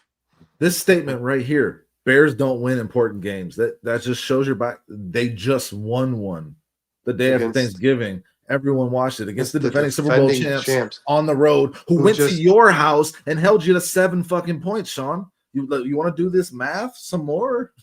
Like, what are you talking about? You scored 7 against that defense. 7 at home. The Bears win and put 24 on them on the road. So then, in their house. So then, does your offense suck? Sean, Jalen Hurts, and the Eagles. It sucks so bad they held you to 7 points, Sean. Jalen Hurts and the Eagles were 19-0 at home. And the Bears shut that down. Jalen Hurts had not lost at home. He was 19-0 against winning teams. Jalen Hurts against winning football teams was 19-0 at home, and the Bears just beat him. Listen, man, we can go back. We can go back and forth and do this all day. Listen, we know what this Bears team is because we've been watching them. We've been paying attention. Obviously, it's our team. They're just a resilient football team. Yeah, That's what they are never resilient. Out of a game. They don't count themselves out. They keep playing football down to the very last whistle. And see what my name is. That's why I don't talk stupid shit. Steve knows the policy. Deacon Mike, this guy checked in. I want to read it. I want to read this. As a Bears fan for as 50 years, so based on previous year's results, I'll wait till the game is over before I get excited. He also says, but I will say this is the first season forever where if we're behind late in the game, I still think we have a shot. Haven't thought that way in years. 100%. They're never out of the game. I get excited for every Bears game before the game starts. Well, so we got to give Deacon the clap because I've never seen him before. We're not giving Deacon the clap. There you go, Deacon. There's a round of applause for you, buddy. And some syphilis. You're welcome. Thanks for being here. Got to be 21 to gamble, Sean. You just got to wait a few years. Yeah, Sean keeps asking if we want to bet. Like, what are we going to bet, dude? I'm not going to get your Venmo or something like it. Let's just see how it plays out. We'll be here. We'll be here on Sunday. Yeah, exactly. Like you keep saying you want to bet. Like, and then Jed says, "Got to be 21 to gamble, Sean. You just got to wait a few years. It's okay. Listen, we're gonna be here on Sunday morning. We're gonna be here on Monday. Sean, come back, win or lose, come back and have this conversation again. You will think differently about the Bears one way or the other, win or loss. Just come back. We'll still be here. We're not going nowhere. Jed, you're funny, dude. We love you. Sean is freebasing Gouda. Giving me the clap. My ex-wife is cheering that. Oh, which one? Which one, Deacon? See the name like Deacon Mike. I think you got a few. How many Super Bowls have Jim McMahon won? Okay. Shy Tech, shots fired. No, listen. We do believe in this team. We believe in our head coach. We believe in our quarterback. We believe I in am this confident. team. For the first time, Sean, in a long time, I'm confident. Yeah, I have in this not been football confident going into Bears Packers games in recent memory. It's just not something that has happened. Yeah, But this team is what's different. funny is You got to understand this Sean's team here this for year one is show, different. and like for years, Dustin, me and you are the Bears are going to get their ass whipped by the Packers guys. Yeah, the you know Bears what I are mean? going to suck this We're year. the first person to I say picked the it. Bears to win 8 games Yeah. this year. I was way wrong. I was way wrong. I have accepted that I was wrong, and I am on board with this shit. This team is fun. This team is giving this city of Chicago excitement, and is good for us to be confident in this team. This team is confident in themselves, and they've earned that right. They earned that right when they went into Philly and beat the shit out of that team. They beat them handily the whole time. Guys, just beat them. Wins dominate. are not easy to come by. You just watch the Rams lose to the Panthers. Wins are not easy to come by. This Bears team's won, what is it, Dustin? 7 in a row? I mean, you can't take that lightly. Oh no, you can. You should. You should. I think you should. The Packers should. Their fans should take this team lightly and see what the fuck happens when you get smacked in the face. Take them lightly. Brandon, I want to go through and kind of just go through each position and see where we think who has the edge. Okay, is that something we can do? Yeah, we did this in the offseason. Yeah, let's do it. Let's do it. Let's do it now because we've got a lot of much bigger sample. It's a lot different. Yeah. Let's start with the head coach. Advantage Bears or advantage Packers? Bears. Chat, throw it in there. Bears. I said Ben Johnson was a better coach than Matt LaFleur in the offseason. And listen, LaFleur is he's a stoic guy. Ben Johnson is I don't know if he's stoic. I don't know if I'd give him that kind of. He doesn't like. Did you see the interview that Sean sent? Did you see him after that? He doesn't show too much emotion, man. I don't think he's very. Did you see him after that bullshit timeout he got on Thanksgiving when he was talking to the reporter and winked at him? No. Got the timeout. Yeah. No. Matt LaFleur has been out there talking about the Ben Johnson thing, and he's using that for motivation. He's got some charisma. He's playing. He does. He's playing into it a little bit. He does that fucking winky bullshit. My brother said it perfectly. My brother said it perfectly on Thursday. He said, "I hate Matt LaFleur. He reminds me of like some Glenbrook North prep kid." And it's like I was like, I never thought of it that way, but yeah, you're fucking right. Like that's exactly who he is. Yeah, I don't know. He's. It's not even like. I don't. I watched him in that interview, which was pretty long, man. He was on a podcast, and he's just very dry. He's not too up or too down. I don't. People are probably like, even keel, but like it's just not interesting. Sure, he's like. I guess he's even keeled. That's true, Steve. He's just not interesting. I don't want to watch him have a conversation. I don't want to watch him talk about anything. But Ben Johnson is just a maniac. Like this guy, he's a sociopath. I'm not talking about the shirt thing, man. This guy's a psychopath. I don't know what it like. Ben Johnson is crazier than any player on the team. Listen, you can say all that. That's not where the advantage is. The advantage is in the play calling. Well, no. But the advantage is in the game management, and the advantage is in the leadership. He had his team. When you watch him take his shirt off, the leadership, though, is kind of what I'm talking about, man. He shows the team that he's just as bold as they are. Like I don't know, and I'm not like again. It's not just about the shirt. This guy all season long has kind of been in the locker room. He is the energy, Dustin. He has completely shifted his culture. He is the outspoken leader of that team, and every guy on that team would fucking do anything for him. I just think he has the advantage in that role. I think he has the advantage in the play calling role. I think he has the advantage in the game management role. I've seen Matt LaFleur make way too many mistakes in key situations in terms of when to take the field goal, when not to, when to go for it. Now it's gone much better for him this year than it has in past years, but there's still been some mistakes in that regard for him this year. I think Ben Johnson, in terms of how he has played his hand throughout a game, in terms of game management, even when I haven't agreed with everything he's done, the results ended up being there, and he played it the right way. I just think Ben Johnson is a better all-around coach already than Matt LaFleur.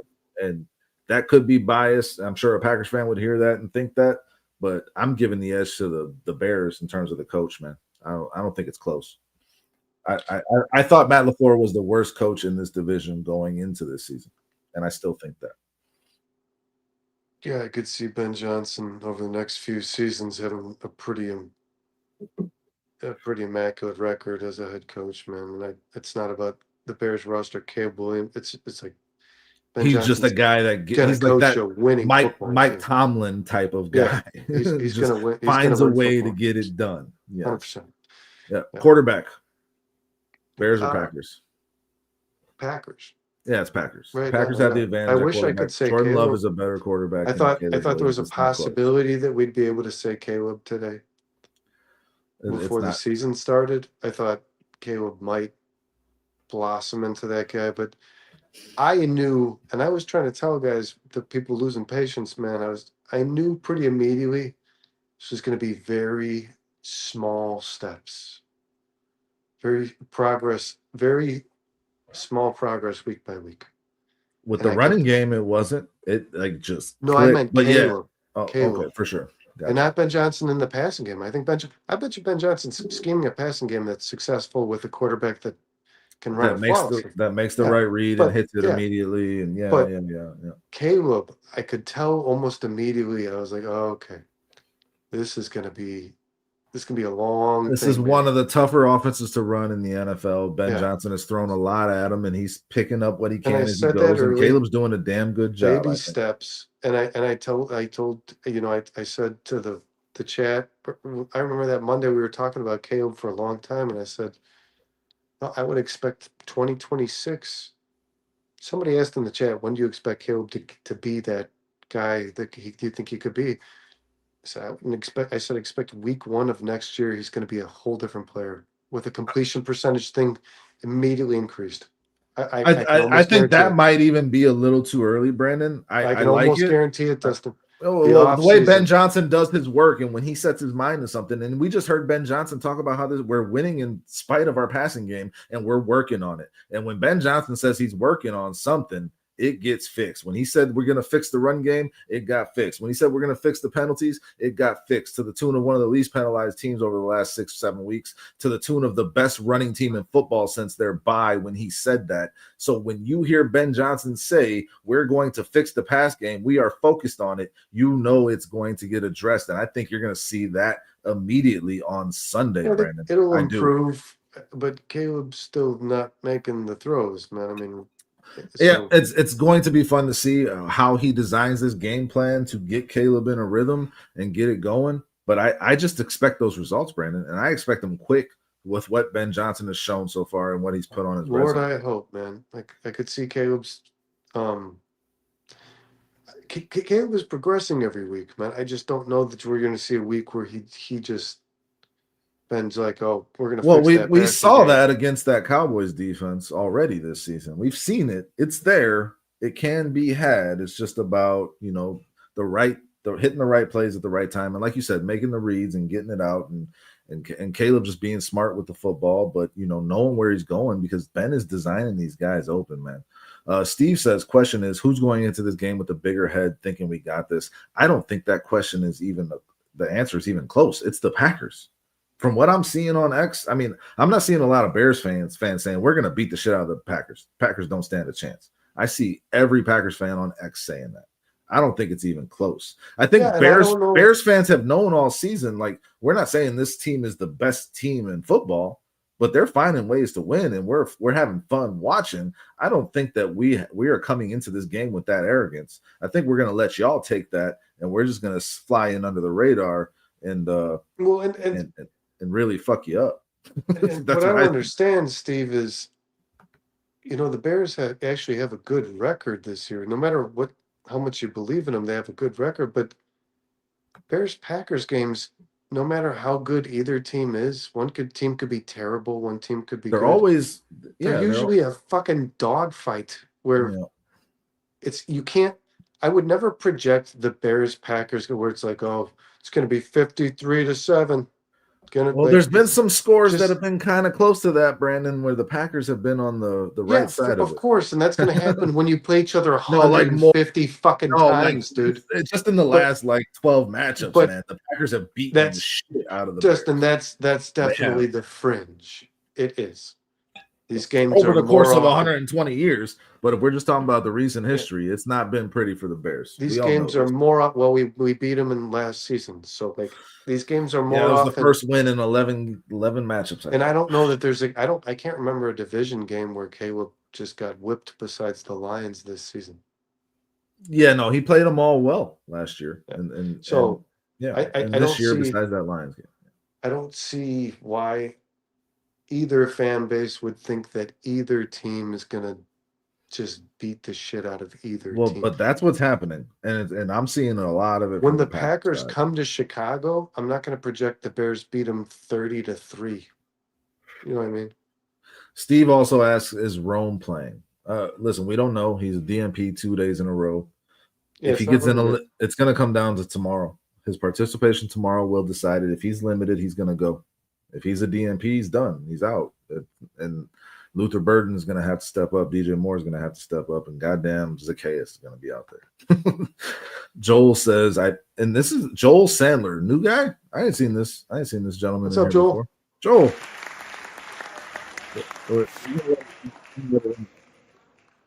I'll go one more time. Just to get. I bet $200 for the Bears to win in my local sports book. I'm looking to get $700 if the Bears Dude, win. I have to That I sounds have like to an advertisement. I'm looking at myself right now. Like I'm watching the chat or you generally when I'm doing these shows. I have to apologize. This is the laziest I could possibly look doing a podcast. Oh I'm yeah, gonna when get you a were by yourself, I checked in on YouTube. I was like, this. It's like Dexter's apartment over I'm here. gonna get something. I'm gonna get something going here, dude, because this is rough. I got some lighting. I bought some lights. I got some stuff. I'll get it all set up. All right, Brandon. Decorate for Well, Christmas. I just had to say that because I was like, "Good God, I look Yeah. like I'm fucking homeless I doing pointed it." out, I pointed when you left on Monday, it was just your lonely lampshade silhouette there on the back. It's like, dude, this is rough.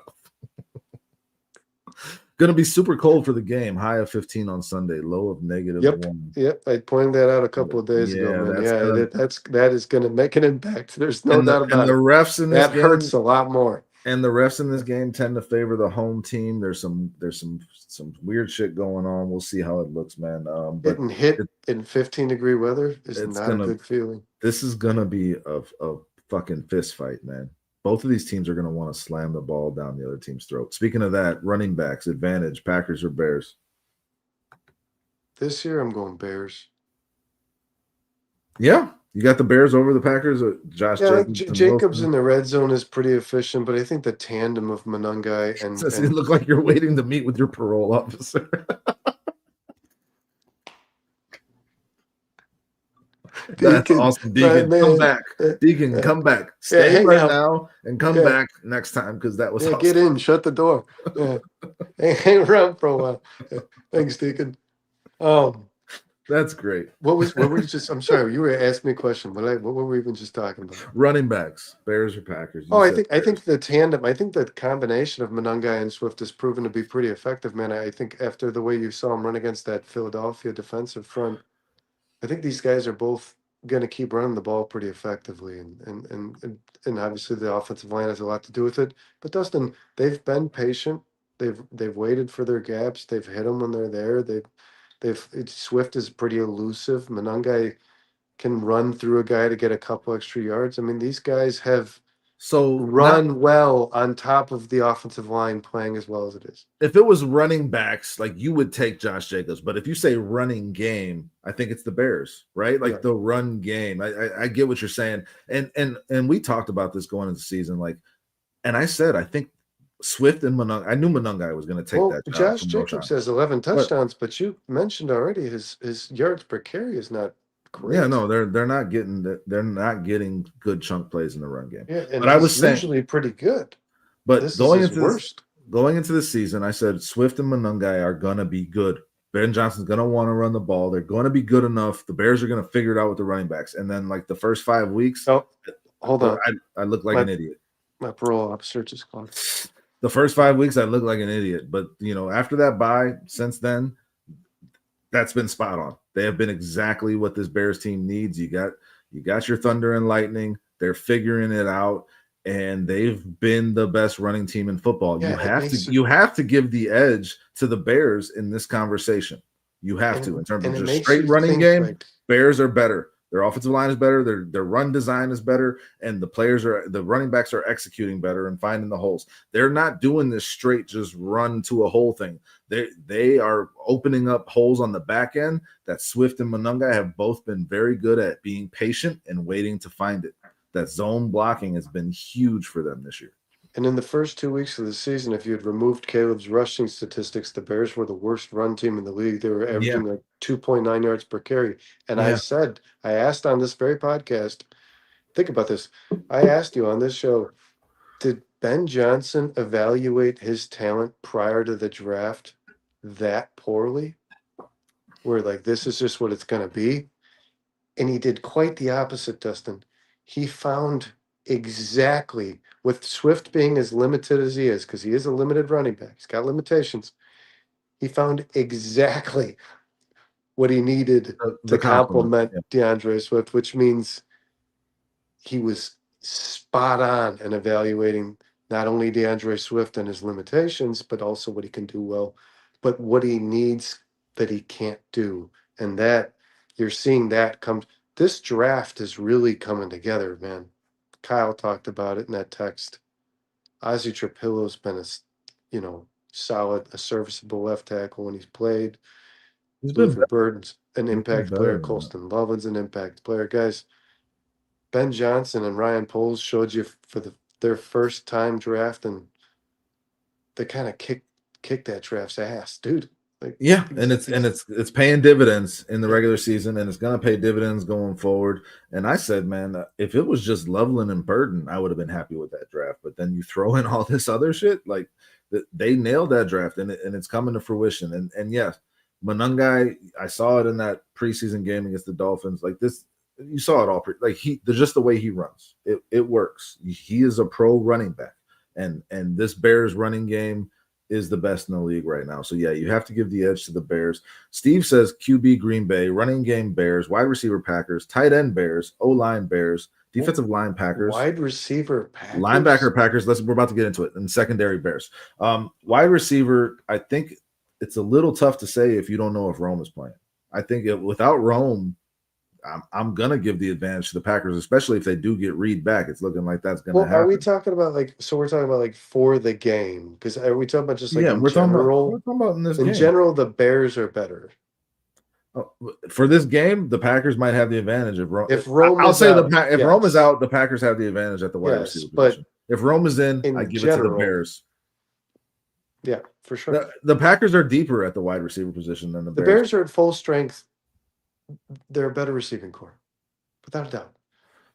Luther Burden might be better than any receiver on the Packers. Think about that. Wicks looked really good last week. I mean, when your third or fourth receiver is Wicks, that's pretty impressive. Matthew Golden hasn't done anything. When your first receiver is like a third and fourth receiver on another football team. Yeah, for sure. I mean, that's been the conversation about the Packers. Do they have a number one? And Matt LaFleur said, you don't need a number one. Yeah, Christian Watson is that guy to me, and he's a dangerous player. And like I said, he always finds a way to beat the Bears. on big plays when they play them. So I'm a little concerned about that. I gotta be honest. Christian Watson beating this team over the top or catching and running and just breaking through this defense. That I just have visions of that going through my fucking head because every time he plays the Bears, he does it. But yeah, with no Rome, I would give the advantage to the Packers. With Rome, I give the advantage to the Bears at the wide receiver spot. I think, are we on the same page there? Yeah. Joel says, is this a joke? Fangio will have his boys ready to pound the Packers. I don't know what that means. Monungai reminds me so much of Ray Rice. I like that. Maurice Jones-Drew is the guy I said too. I mean, like Ray Rice and Maurice Jones-Drew, very similar styles, very similar running backs. And Monungai, yes, he's very reminiscent of those players. And I've been saying that since the fucking offseason. I agree with you, True. Jed says, I don't agree on all of it, but very fair assessment, Steve. And I mean, yeah, if we just look at what Steve said there, just to advantage, he didn't throw the coach in there. You give it, I would imagine he gives it to Green Bay, but Green Bay quarterback, so that's 1. Running game Bears, that's 1-1. Wide receiver Packers. He's correct about everything else. I agree 100% Bears, with everything else. 2-2. O-line Bears 3-2. Defensive line, I mean, we're about to get into it, but yeah. No, he's right.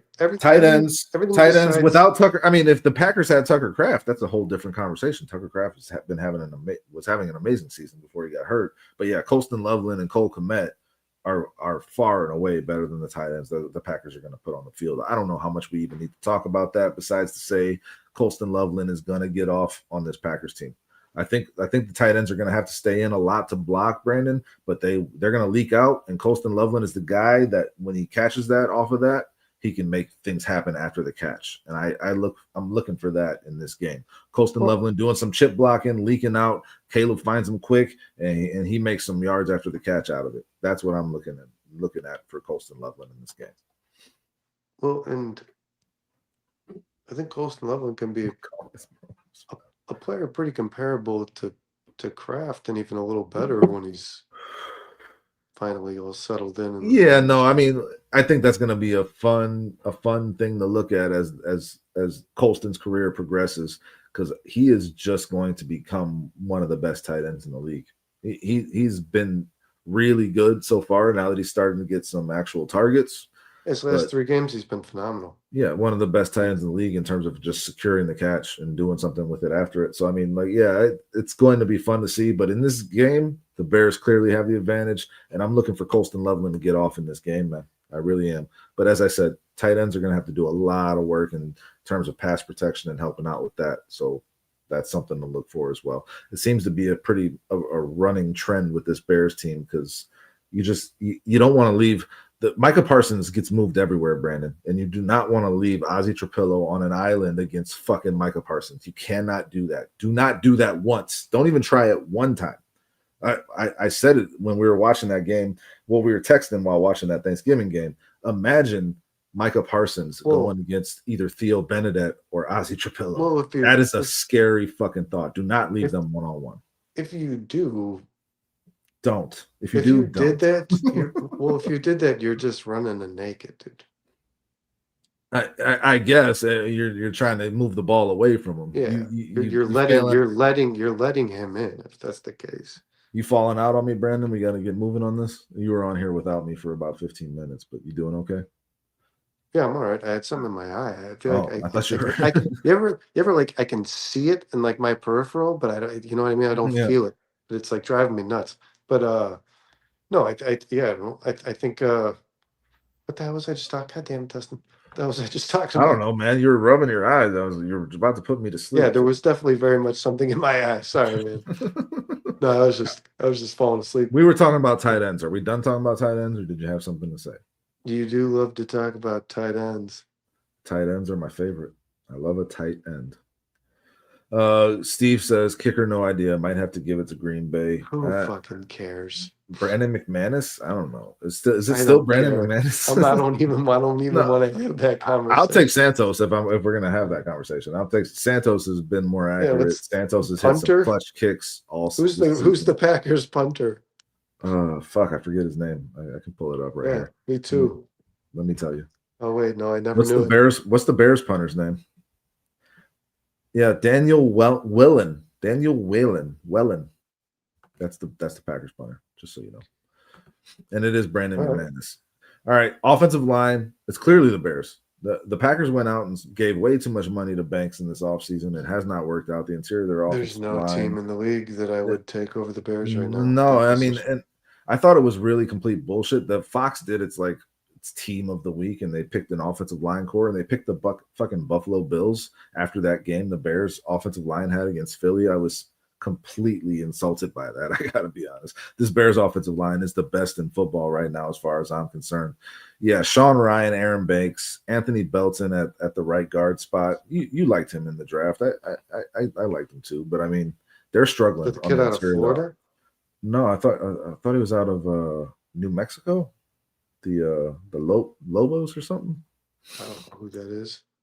Okay, never mind. I liked I him know out of they there. drafted that kid out of like Auburn or something. No, Jordan Morgan they drafted out of Yeah, Arizona. Morgan, Out of Arizona. Arizona, Yeah, he's their backup guard. Zach Tom is your right tackle, and Rasheed Walker is your left tackle. I mean, the tackles are bookends. They're good. I mean, but the interior is a problem. So I mean, then the Bears' interior line is their strength. It's the strength of this team. Everything starts from there. So I mean, it's not even close to me. The Bears' offensive line has the advantage in this game. If Rome doesn't play, True Pilgrim says, we will finally see Jade a little bit. He's crazy talented. Yeah, no, I mean, it'd be good. I don't think I'd so. rather see Rome, but I don't think you're gonna see a lot of Luther Burden. yeah, listen, I got Rome on my fantasy team. Like, I need him to play. Luther Motherfucker needs Luther to play. Burden Luther Burden won't start. Zacchaeus will, but Luther Burden will play more than Zacchaeus. But Uh, I want to Luther say Burden better start. that So, no, what's the he score wins. going to be, Deacon? But I want to say this, man. Well, first off, like you said, man, you want Rome on the field. Yeah. But the last I checked, and I don't keep up on this guys like Sean and Kyle. I wish I had him here right now. I thought Jade Walker was on IR. The last I saw the IR list, I saw Jade Walker's name on there. I don't know. I think it was like maybe 2 weeks ago that I actually took a look at it, but I don't think he's eligible to play. So unfortunately, No, Johnny Walker's fine. is he? He Yep. was on IR. No, and I believe Luther would be the starter over Olamide Zacchaeus, to be honest. Just the way the snaps You have think been he's going. gotten there now? Yeah, I think so. Joel Because he says wouldn't run have the been. ball He and wouldn't have drain the been in. clock. He wouldn't have been in week 3. You know what I mean? No, yeah, Johnny Walker will be out there if Rome can't go. But God damn it, I hope Rome can go. Bruise Brothers got to take care of business. Yes, that is going to be the key of the game. If we're talking about defensive line, the Packers have the clear edge. I don't think that's even. I mean, you got Michael Parsons, you got Rashawn Gary. That gives you the edge. They're going to be coming off that edge like crazy. Caleb's going to have to avoid some sacks and work his magic in that game. And I have faith in Caleb to do that. I really do.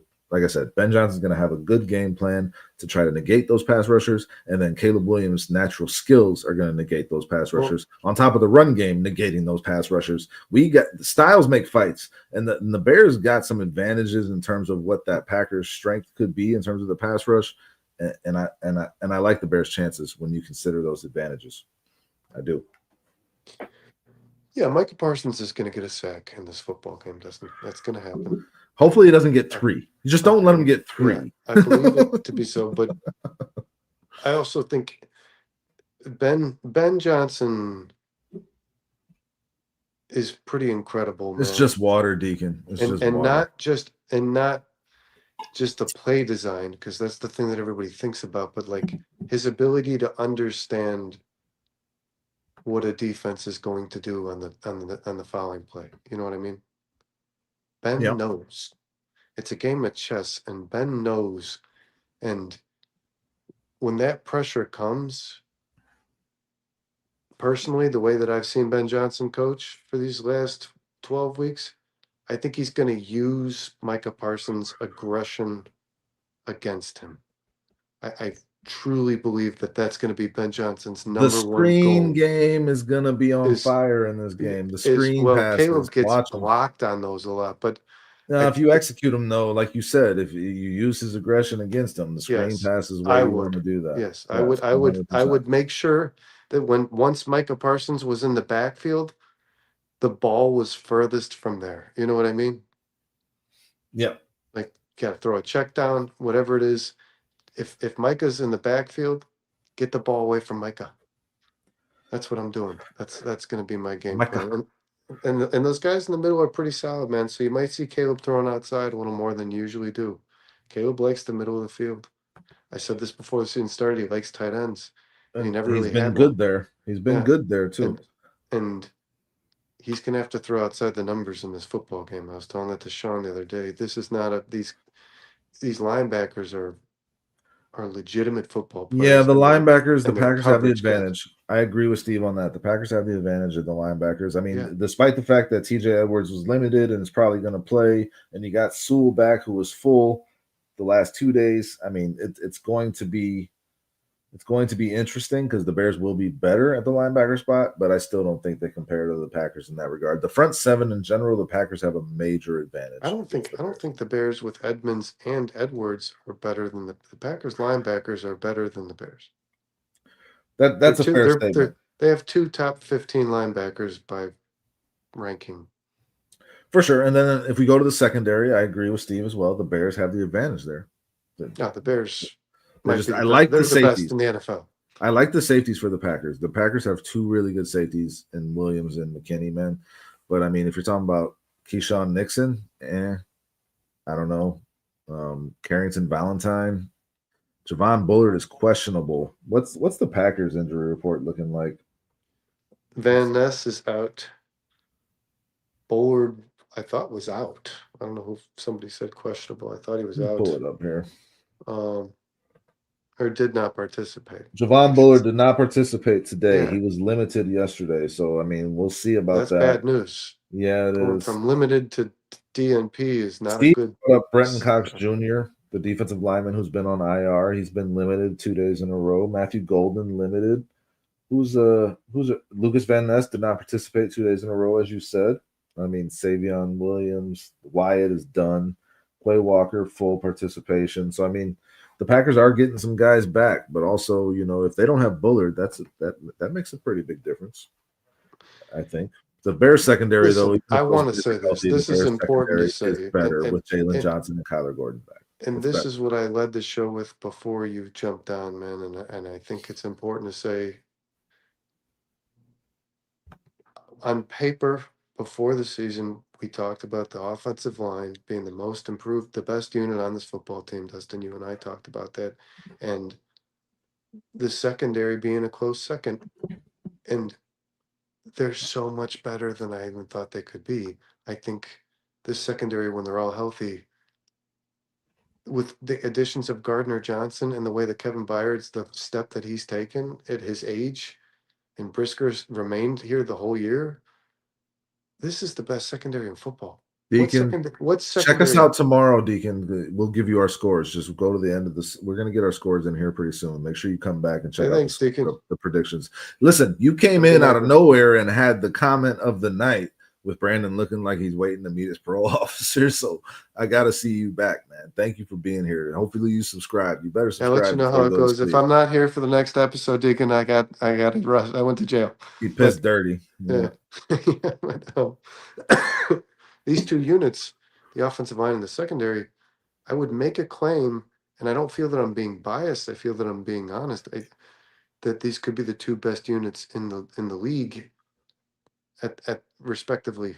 You know what I mean? I think this offensive line, and I think the Bears secondary, when healthy. That's a big statement. If you have Dustin, if you have Stevenson is a DNP right now. He's not okay. coming But back if for you this have game, Stevenson, CJ Gardner Johnson, Jalen Johnson, you have Wayne Nashon Wright, and Nashon Wright's been playing. You've got Byard, Kevin Byard, Byard's Jaquan been Brisker. amazing. Byard has been much better than Brisker, I think. But you have these six guys healthy. Congratulations, Steve. What team is better? What secondary is better?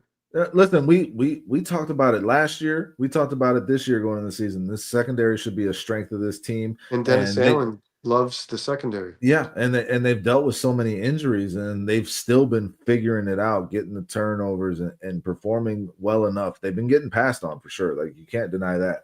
But again, with Jalen Johnson back and Kyler Gordon back, and you added CJ Gardner-Johnson, as you said, and when Tyreek comes back, this is a deep, really talented secondary, one of the best in the league for sure, Brandon. And this team is different with those guys. This defense is better with those guys. It's not even close. What did I read? I sent it to you guys. Let me just go back to my bookmarks real quick because I just want to read this part. What was it? So this is from I saw it on Nick Whalen posted it, and he gave credit to Nate Tice. Nate Tice is good. I like him. Kyler Gordon in 2025. When he plays, it equals Chicago's defense ranks 4th in the NFL in success rate. When he doesn't play, Chicago's defense ranks 28th in NFL in success rate. That's a huge fucking difference. That's just Kyler Gordon. That's not even mentioning Jalen Johnson. This Bears defense will be different on Sunday than what you have seen from this Bears defense up until this point. They were different on Friday against the Eagles than what you had seen up until that point. And it's only going to get better with these guys back and healthy. And now you throw TJ Edwards back into the mix. And it's different. It's different. It's not the same defense you've seen all year. You reminded me. I wanted to make that point. I think Jalen Hurts was just like this secondary is just too damn. They don't. It's tough to throw against the Bears, man. It is because they give you separation, but it's almost like enticing. You know what I mean? Like, Dennis Allen is doing such a good job. Kyle had said it on Monday, and I thought it was a good work. Like, Dennis Allen is kind of disguising this secondary because he plays the two quarters. He plays his safeties deep, and he plays the nickel all over the place.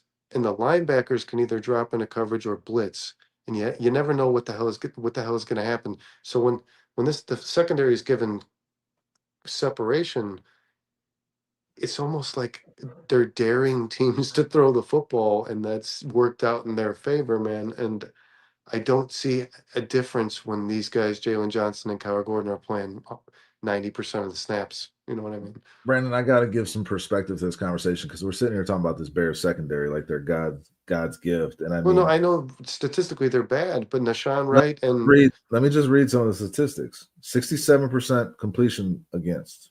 7.6 yards per pass. That's 27th in the league. The completion percentage is 26th in the league. Opponent's pass yards per game, it's 225.2, 22nd in the league.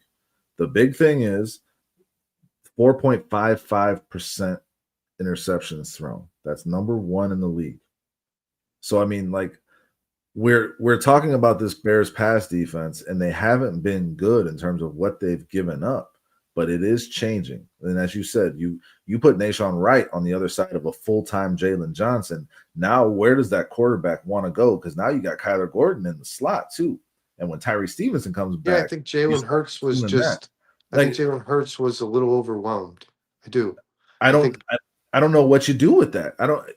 Jordan Love is he going to want to challenge Nashawn Wright, the guy who's leading the league in interceptions? And if he's on the same side as Kevin Byard, or do you want to even throw to that side of the field? And you got Jalen Johnson on the other side of the field, who no quarterback has wanted to challenge throughout his career. He doesn't get targeted. Like, that just changes your defense completely. I don't think Packers fans are giving that enough credit or understanding what a big deal that is, man. I got to be honest. I don't think they are. It's a very different defense. We just got to keep making that point because it's going to show itself. It is. What's the question? Why are the Packers favored by 6.5? It was 6. It was 7, and then some Bears money came in and brought it down. I think it got down to 5.5, and it's going back up because the Packers are at home, and the Packers are a good team. A lot of smart money is on the Packers, I think, and a lot of Chicago people are betting on the Bears. That's just really the way that works. I mean, why were the Packers favored by 13.5 against the Panthers?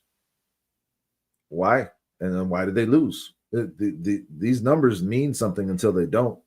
I mean, I just think the money moved because Bears fans came in heavy, and then, that died down, and people are going to take the Packers at home against this Bears team. Everyone in the NFL, every media person in the NFL, a lot of fans think this Bears team are frauds. That's I just the wouldn't reality. just say, yeah, but I don't know though, man. I wouldn't just say Bears fans came in heavy on that bet. That's what happened. I think the outside fans, the national fans, once they saw the Bears upset the Eagles, thought this is a good bet against this Packers team. Well, even after that win, the line was still set at 7. I thought, so I mean, like it's good. It'll probably Well, it move was set at again by 7 Sunday. until Thursday when they opened it up, and then it fucking tanked. And I think Yeah, it's because people were like, I might be able to make some money on this Bears team because they're always the underdog. and let's be honest, the Packers played really well. They And played probably the Packers be played their most complete game of football on Thanksgiving to the me. Packers should be favored. Yeah, they They should. should. Yeah. They should. I Again, agree. this is the Jordan Whether Love Caleb conversation. Do I have to break this down too? you might Like see why the Packers should be, why a team in that position should be fucking favored. It's like obvious. again, they just played their best game of football all And they've season on won Thursday. 3 in a row. Yeah, And and they're at home. they're And they're at playing home. good football right now. Yeah. But I could see that line getting down to 6, back down to 6, or maybe even 5.5 by the time it kicks off on Sunday. We'll see. And it's going to be irrelevant because this Bears team has defied odds all year. And, again, Packers have been favored in some games that they've lost. So you just never know until you get out there and play it. So Have they won more than 3? Maybe they won more than 3. Maybe it's 5. They're on a win streak. I know that. no, they lost to the Panthers kind of recently, man. Was that recent? Yeah. Maybe it is 3. But the Packers are a good football team. They're playing good football right now. They have a guy on defense that can They really lost 2 in a row. They lost to the Panthers and they lost to the Eagles, both at home. Then they beat the Giants on the road. They beat the Vikings at home, and they beat the Lions on the road. They've got a 3-game winning streak going. So they're a good football team. They have a really good defense. I think their defense personally is better than their offense, the Packers. I think, you went and traded for a guy who can wreck football games, who changes football games on his own. And that's paid off. They're at home. They've played some of their best football over the last few weeks. They're at home. I think the Packers should absolutely be favored in this football game. There's no reason they wouldn't be. Yep, and they played their most complete game in the most recent. For anybody to think anyone, but so did the Bears. I think for anybody to think any one of these NFC North games is going to be one team just beating the crap out of the other. After watching that Packers Lions game, you can see what it's going to take to win some football games here in this division. Yeah, and the Bears are going to have to step up big. This is going to use it. You said it best, Dustin, during the game. Can the Bears trade punches with teams like these, like this, and in this fashion? That's the way this NFC North is going to be won. Plate. Yep. 100%. And you saw the Lions, lose to the Vikings at home with fucking JJ McCarthy as the quarterback. Like, it's divisional games are always weird in that way. There's going to be some weird shit on Sunday. There's going to be some questionable calls, I think. And you're going to see Jordan Love make some amazing throws, and you're going to see Caleb Williams make some amazing throws. But this game is going to be won or lost in the run game. Period. End of story. If the Bears establish the run, the Packers cannot beat them. If the Packers establish the run, the Bears aren't going to be able to beat them. I really do believe that. I think the Bears have a better chance of establishing the run, Brandon. Just with their offensive line and the play calling from Ben Johnson and the way they've been running it since that bye, I would not bet against the Bears in the run game. I just would not. But that's going to be where this game is won or lost, and I think both teams are going to run it 30 fucking times, regardless of the success they're having. This is going to be an ugly game in that regard. Which quarterback can make the big throw when it matters most? Don't leave Caleb too much time. Don't leave Caleb too much time at the end of this game. Yeah, I think this is going to be ugly, man. I think every one of these Bears games the Packers games I've watched haven't been very pretty. What's up, T? Even the game they played against the Lions, you talked about Jordan Love's performance, but I thought the Packers defense against the Lions was... That Lions offense is really good, man. Yeah, but I mean, like, there was two quarters in a row where, like, the Packers I don't like it either, T. Packers defense couldn't stop anything. The run, Goff, and they didn't even have St. Brown. Here's a question. They didn't have Laporta or St. Brown, and that Packers defense was getting pretty torched, man. Jamison Williams is a damn good receiver, but he also dropped one that was huge in that game. Yeah, he does. T, You say the Packers are gonna win, but who do you want to win? Who are you rooting for in this game? Because I feel like I know who you should be rooting for, but like I'm just curious. Are you rooting for the Packers after they just beat your ass at home on Thanksgiving? He's rooting for the Packers because the Bears are winning the division, I'm sure, and Well, I it mean, gives the he's closer to Lions. the Lions are closer to the Packers. I would want the Packers to Oh yeah, I lose. guess you'd want the team you're chasing to Yeah, lose. Yeah. in terms of wild card positioning, in terms of getting back into the NFC North, but also I guess keeping it level. It is what it is. You guys had a good win tonight, man. I picked Dallas last night on the show. I was in the chat with Kyle and Sean and Jay, but this morning I woke up and I was like, why the fuck did I pick Dallas? The Lions are gonna win that game, and Well, they. I didn't I even was watch hoping it. I wanted the Lions to I lose. forgot there was a game on. I didn't watch any of it, and um, We're the experts here. my Jameer Gibbs had like 40 points in fantasy.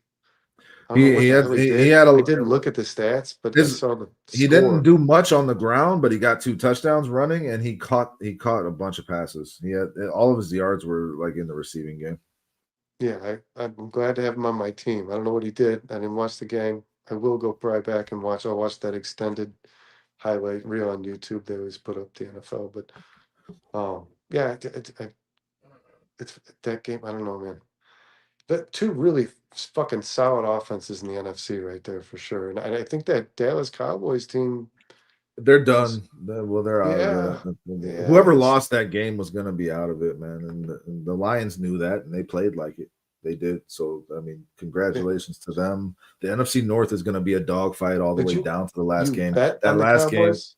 no, I didn't. I know. I'm just saying that they do the pick six on Wednesdays, man. So like Oh, I picked Dallas in the chat, but it was more just like wishful thinking because I wanted Detroit to lose to just get them out of the fucking picture. But I woke up this morning and I was like, that was stupid. The Lions are going to win this game. They're at home and it's a do or die game. Like, one and it's Dan Campbell versus Schottenheimer. yeah. Speaking of these calls, that call, that offensive pass interference on Jake Ferguson was one of the worst fucking calls I've ever seen. Like, Brandon, you didn't see it, but like Anzalone, like just Jake Ferguson breaks in on his route. Anzalone just fucking holds him, and somehow they called an offensive pass interference on Jake Ferguson. It was fucking ridiculous. These calls have been crazy, man. Yeah, the officiating's been pretty awful, top to bottom. And I'm All worried right. about officiating this Sunday, man, for the Bears. I really am. I'm Well, worried about that. while we're talking about it, what's your score? Why do I gotta go first? You go first. I'm still thinking. You got an idea? Yeah, I know my score. You want me to go? Yeah, please. I'm still rattling around in my head. I've been trying to figure it out this whole time we've been talking. I'm gonna go Bears 23, Packers 21.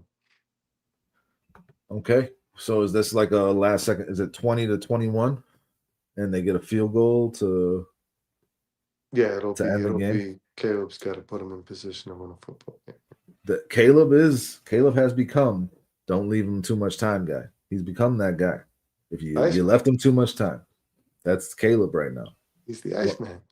yeah, That's ice what in he his is. veins. You think T thinks the NFL wants to knock the Bears down a bit? I think it's really good for the NFL when the Bears are good. We're a very passionate fan base. Yeah, I think the NFL likes this an awful lot. Jed says I think it will I be think the close in the first. NFL likes The Ben Bears run away Johnson. with in the third quarter, 77-0. Bears win. Don't you think the NFL likes Ben Johnson? I think the Bears are the best story in the NFL this year right When now, he's a head and there's coach some that gets good a ones. lot of attention, man. Yeah, yeah. National attention. And he should be. He's on a 7-game winning streak as a rookie head coach. I mean, Ben Listen, Johnson is a big story in the NFL right now. Not the Bears so much, not Caleb Williams. Ben no, it's Johnson right all of now it. is It's a all of it. huge story in the NFL.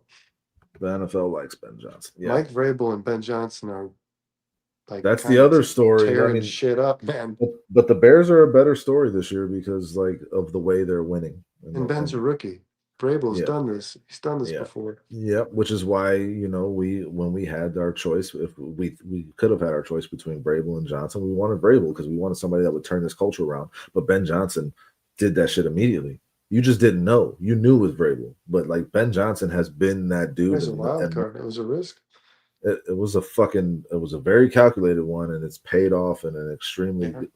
extremely awesome way. I fucking love Ben No, Johnson, man. they're both great coaches, but Ben Johnson, there's no, I would not, there's no person in the NFL I'd rather have coaching my football team. He's the coolest coach in the NFL. It's not Yeah. even close. His post game speeches are fucking epic. No, nobody's even close. Like I said, they tried to bring up like Brian Schottenheimer. I've been seeing people posting that like his post game speeches are some of the best in the league. Watch these. Like it's boring. It's boring compared to Ben Johnson. Brian Schottenheimer is boring compared to him, and people are posting his Yeah. shit like he's awesome. That's how awesome Ben Johnson is. Yeah. Listen, man, I was telling the truth when I said like I had not decided in my head. I wanted to talk it out in here, and as we've talked it I out, believed you. some people might not have. This fucking lie. As we've talked it out, I've leaned more towards the Bears in these conversations we've had, and what I've said, man, in terms of who the advantage where it matters most to me in the NFL is quarterback, coach, offensive line, and the Bears have two of those three in my mind. The Packers got the better quarterback, but the Bears got a better head coach, and the Bears got the better O line. And I think the Bears have a better run scheme. 100%, because that's because of the coach, the play caller, and his run game design is second to none. It reminds me of Shanahan when he came into the league with the Niners, and that creative run game, and how he was just gashing people, and he's still doing that obviously in San Fran with Christian McCaffrey, but this Bears run game is the ultimate strength for a team trying to make a playoff push, and they're going to lean on it heavily on Sunday. And I think LaFleur is going to want to lean on the run game too. That's what he does. But I think the Bears are going to be more successful. I think that the Packers are going to have a tough. Not been easy to run the ball against as of late. Their yards per carry allowed is still up there, and it's going to take forever for that to come back. By the end of the season, that number's not going to come too far down because of how high it was to begin with. But yeah, they're at like 5.2 yards per carry versus the Packers 4. I don't think that it's close in that regard. I think the Bears are going. The one thing you got to consider is that the Packers are like 8th in the league against the run, right? They've been a really good defense against the run, but you can run on them, especially if this offensive line gets to the second level. That has to be the key. Jed, he says, I've seen other fans saying it gets them hyped for the week, seeing the good, better, best speech every week. Listen, I showed people who don't even watch football, who had no idea who Ben Johnson was, that post-game speech when he took his shirt off, and they were like, I got goosebumps. People who don't even watch football, like that's how Kyle said my mom saw a video, or somebody it was like I would run through a wall for like yeah people like this dude is intense, man. And like we can talk about Eberflus because you're talking about polar opposites, but even the good coaches in the NFL are not as animated as this guy is, man. I mean, I said this before, he is the energy. When the post-game locker room thing happens, he's the one who like pumps that shit up, and it's like usually like a head coach will kind of throw that to his quarterback or something, or like that guy in defense that leads the majority of the team because he's older or whatever. There's always that person on the team, man, that a coach can confide in. Ben just takes that shit himself, and it's like after he gives the game balls and they give their speeches, and they you kind of think they're gonna wrap it up. He's always like, "Well, hold on." It's like he always like, "I'm not fucking done," and then he finishes with some grand fucking speech, and it's like, dude, this guy. You just made me think of something, and I have this question for you because Ben Johnson is methodical. This is all planned. He sets expectations, and then he expects results. He is disciplined, and he is very focused.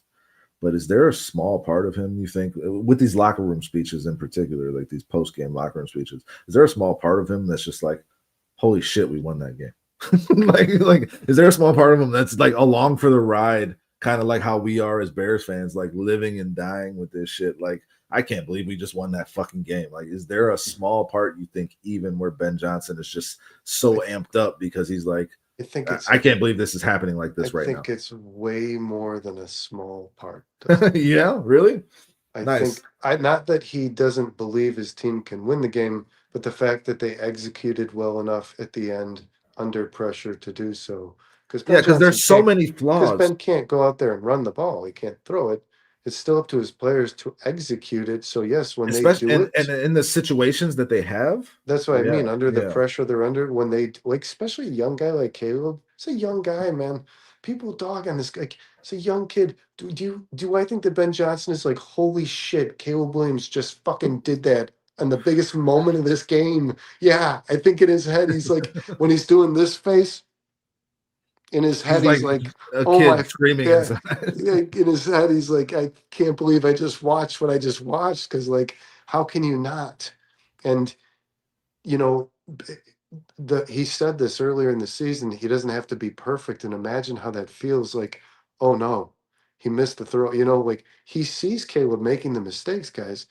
I talked about this earlier. Ben's probably scheming up an offense that a quarterback, an aged veteran quarterback, could run and run well.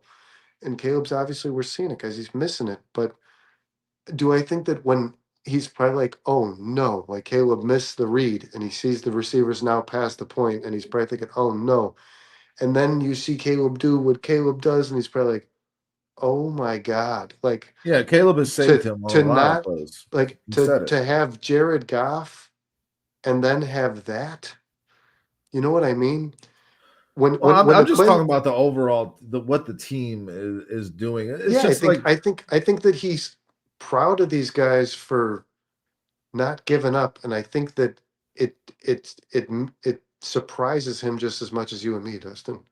so, and that's kind of what I was saying, like, because he Yeah. gets so amped up in these locker room speeches, like he's been holding that in the whole game, and like, holy shit, that just happened. Because there's so many flaws in these Bears wins. There are, and they're watching them on tape throughout the week, and they're fixing them. You see that happening, and you know that's going to happen. But I Well, think in the he's probably but pissed as well after but every like win. he lets himself be excited and be like, holy shit, this is fun. We are fucking winning these games, and Yeah. we shouldn't have. We really shouldn't have with the way we played. So I think that comes out of him in those He's moments, and it creates something that is just so visceral and like think authentic. about And I think a lot of other fans think it's cringy, to be honest. But when you watch the game all the way through and see what happened, and then see how Ben Johnson reacts with the fucking hell yeah and jumping up, like he means that. That's just real. I don't know who Ed Policy is or Carmen Policy. I have no idea what you're talking about, Steve. I got to be honest. Yeah, I don't know what that means. erectile dysfunction. Yeah, I don't have an erectile dysfunction policy yet. Not yet. Up to this point. Yeah, I'm pretty young, man. Yeah, we're under 40 still. yeah. So we're good. Yeah, but I hear hymns works if you're in need. I don't know. But yeah, Razzle checked in, Brandon. what's Razzle's going here. on, Razzles? We're drinking Kool-Aid here. If you want I'm some, not giving the Bears shit. It's drink the 5 purple games left, and drink. people are ready to go and buy Super Bowl tickets, man. I keep saying it's a red shirt season. People, the wins are nice, but they can be 7. Well, they could be 7-7. I think it's a But they're good not. cocktail. But they're not, Razzle. I think Ben Johnson is probably going through a wave of different things, man, which just pays him more credit. I think he's probably astonished, the same as we are as fans when they win these games. I think he's proud of the players and probably himself. I think about the things that Ben Johnson has put in place that have just kind of clicked like a puzzle, man. Like the Dan Roshar thing, you know what I mean? Al Harris. I mean, this has all come together exactly in regards to the staff, exactly how you wanted it to be. Yeah, no Bienemy doubt. has It's Bienemy has run as Bienemy is running this all the ifs, Brandon, yeah, turned into definitelys. with the coaches, Yeah. Yeah. 100%. 100%. They could be in 7th place in the NFC. Yes, we understand that. There's a lot on the line. There's a lot in terms of playoff odds on the line. This is a huge game. And if they lose, it's not the end of the world either, Razzle. It's okay. And they can That's be in all. seventh place at 9-4. I mean, this is Yeah, still a and they football can team. still work their way back up. Well, Yeah. this is One there's a win. lot of games left. Yeah. One win after 9, and if they go to 10-4, they'll be back up to third or something, man. That's how this Razzle, is gonna go. they've been proven beating Philly in Philly the way they did. That proves something, Razzle. That proves something. It's okay. It's okay, man. Listen, this is a fun season. At the end of the day, I'm just here for the ride. At this point, I had very little expectations. They have blown away the expectations that I had. I expected them to be competitive, but they have gone beyond that, and I'm just here for the ride. If they lose to the Packers on Sunday, it'll be okay. If they win, think about that. Yeah. What that is going to do for us as fans, as this city, and for that team, and for everybody in the NFL that's still doubting this team. And we don't have to doubt them, Razzle. They've proved us wrong already. I know there's more to be done, and I think no one knows that more than Ben Johnson and this Bears team.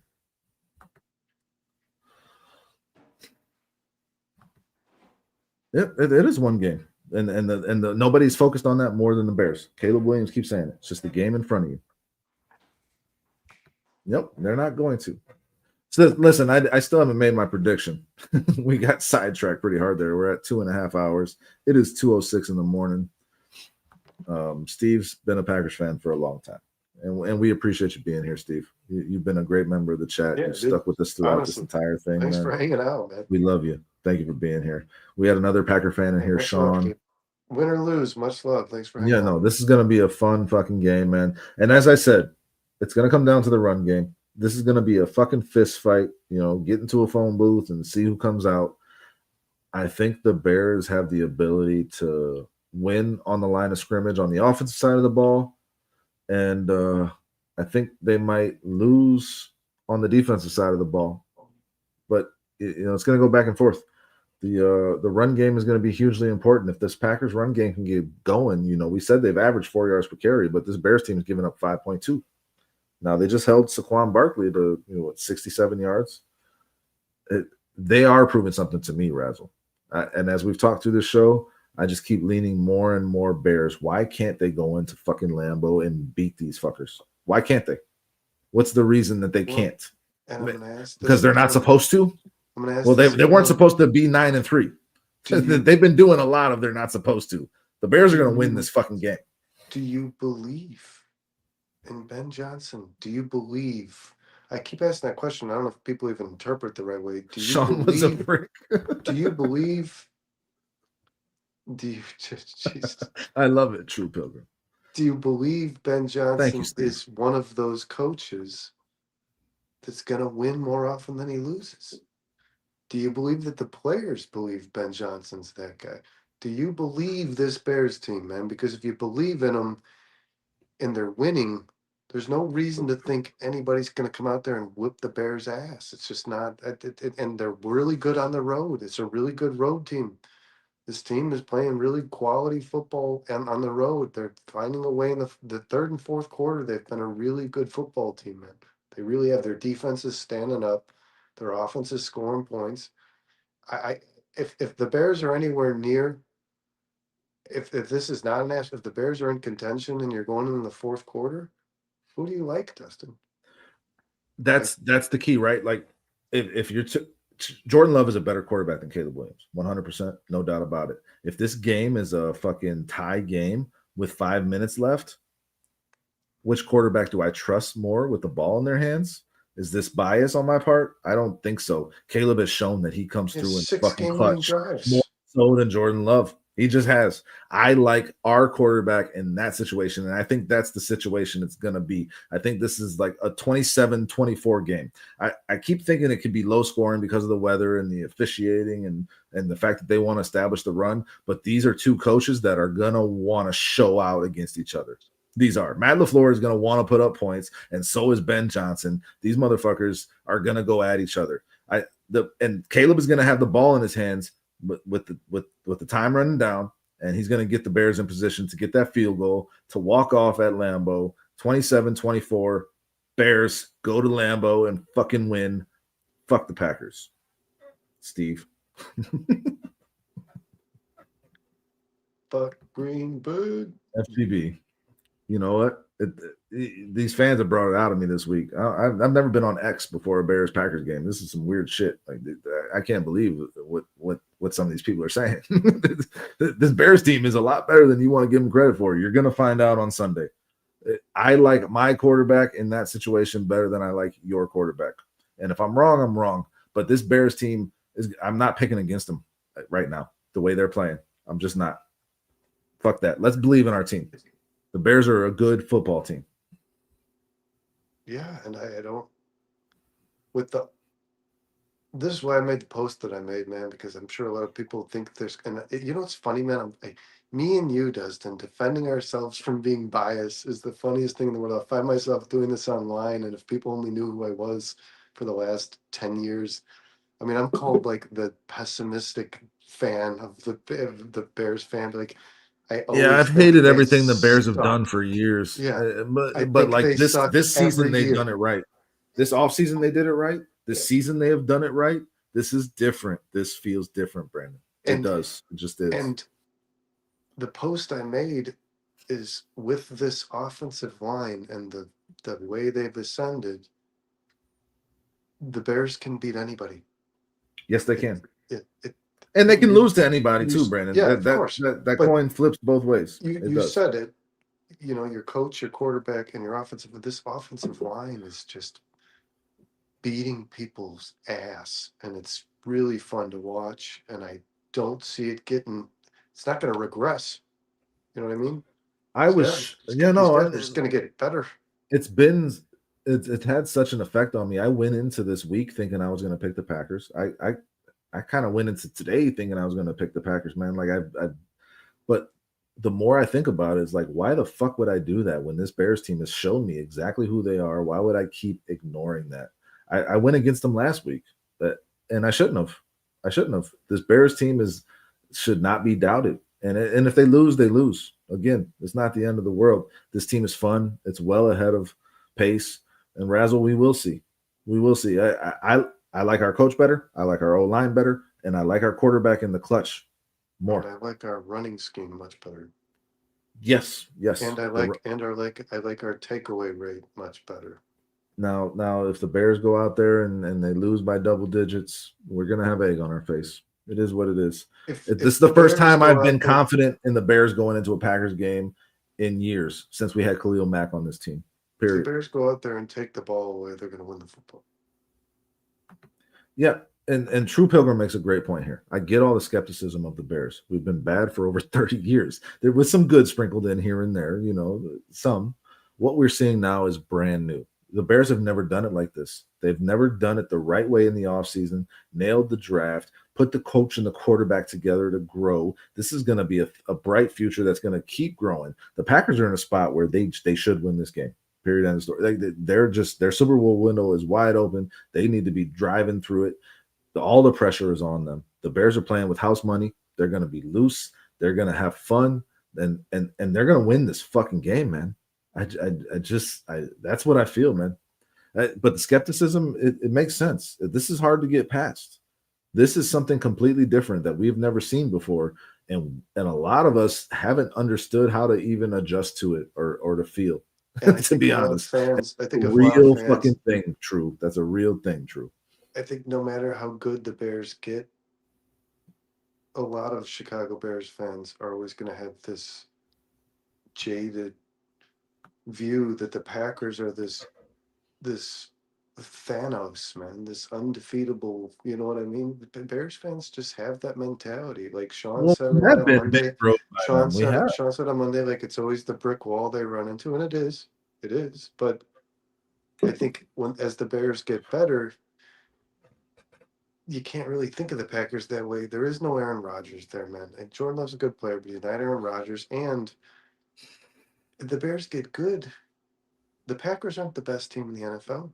Dude, fuck the Packers. Who is the best team in the NFL? The Denver Broncos and the New England Patriots have looked good and bad. The Broncos, especially, have been the best, Well, the worst Patriots, best team I've ever seen. The Rams just lost to the Panthers.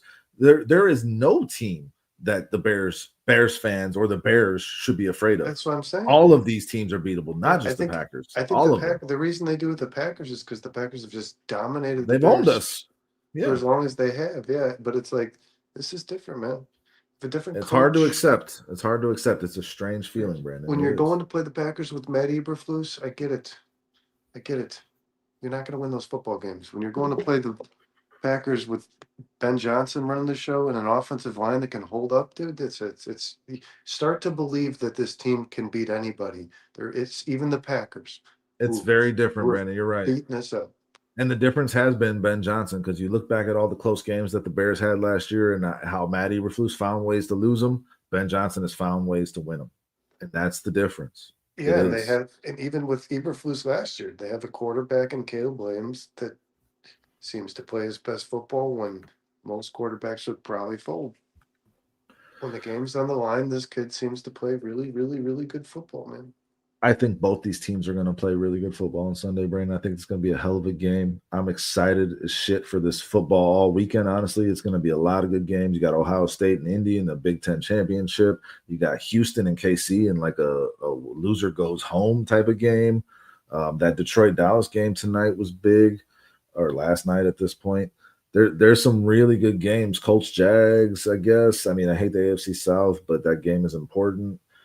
There's Baltimore, Pittsburgh, Bengals, and the Bills. Like, there's some really good football this weekend, but the Bears Packers game is going to be the best one. Both teams are going to play their asses off, and this is going to come down to the wire. This is not going to be a blowout. This is going to be the last man standing type of thing. Like, who's going to be that person? And I think I just like Caleb and Ben Johnson and this Bears O line in that spot, Brandon. I do.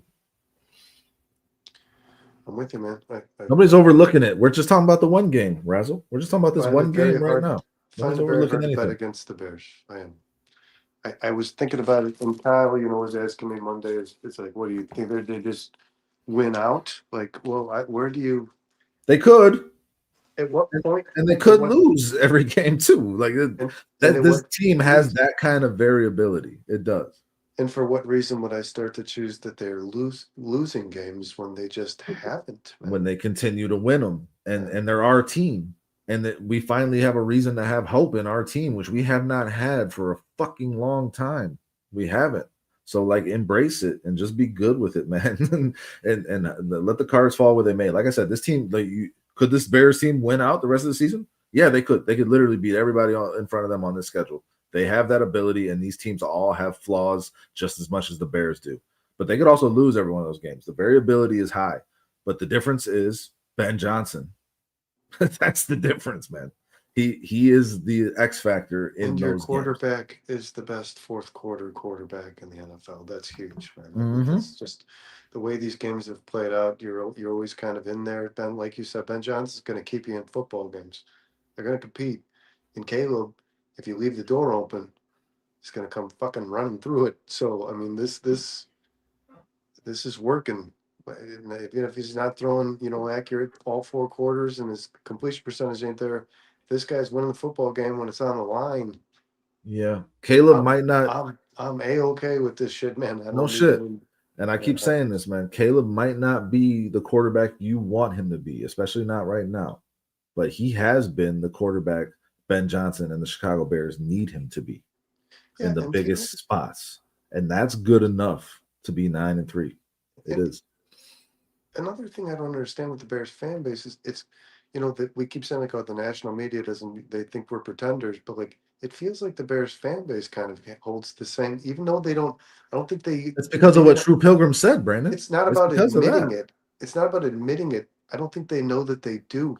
Somewhere deep down inside, they Peace out, expect. dude. We appreciate you, Steve. Thanks, Steve. They expect the Bears to fail, and people What's keep up, saying Frank? things. People keep saying I've things to seen me you in a like, while. "This isn't sustainable," or like, "They're not going to do that when they played this team," and it's like, well, they've done it for. We're going on 7 straight weeks. At what point? It's still a small sample I size, Brandon. To It me, man. is. It's To still a me small though. sample size. To me It's not like though. it's the Chiefs, But to you know. me, Dustin, they play the same game of football almost every game. It's like a broken record, this team. They come out on their first drive. They look like a quality football team. They struggle for a quarter and a half. They light fire in the fourth quarter. They take the ball away a few times. They run the ball. I mean, it's the same script over and over and over. Yeah, That's why I'm not wavering from the way I feel they're going to perform because it's almost like you know it already. You've read this book. I listen. I think I on could tell you, our right? I could almost kind of predict if they win this game tomorrow, man, how it's going to happen. I literally probably could. Where it's going to be like, okay, Sunday, that's yeah, on yeah, Sunday. or Sunday. Like, As Jed says, but if you've been watching this year, you know it is different, and it is. It 100% and is. they've been consistent in the way they've won. It's not like, well, one game it bounced this way for them, and the other, no, they're doing the same. They're kind of hanging around. They're dominating the time of possession. They're dominating the game, but never pulling away in the score on the box score. But then at the end, they're there and they capitalize on it. And that's just the way And they've been playing football. imagine if this passing game starts hitting on any kind of cylinder. Right now, it's not. They say hitting on all cylinders. Right now, it's not hitting on any cylinders. Just give it a one or two cylinders with the way this run game is going and this offensive line is performing. So, like, imagine if that happens. Like I said earlier, if Ben Johnson says that he's focused on it, fixing it, this passing game, then so is everybody in the building, and they're going to fucking fix it. And I think you're going to see And fruits don't of you that watch labor on Sunday at Lambeau. I think you don't you will. watch every one of these games, Dustin, thinking like, I think they've even said it every game, the commentators, like, it feels like the Bears should be up by 24 fucking points in this game. That's how Like, how it felt on against Philly for sure, and I was nervous so about that. imagine they start capitalizing on all those red zone trips and get Yeah, touchdowns instead of yeah. fucking field goals. They're losing it on downs. Imagine these guys start putting the ball in the end zone every time they're Well, there. well, Brandon, that's why they have a high variability because like they don't Yeah, run away with these games, and it could go either way. And so that is the concerning thing because turnovers, you can't bank on them. That is true. that's a This sunny team, delight. this team the purple stuff. The Dave Chappelle, Sunny D. And you see the one black kid, he's like, I want that purple stuff.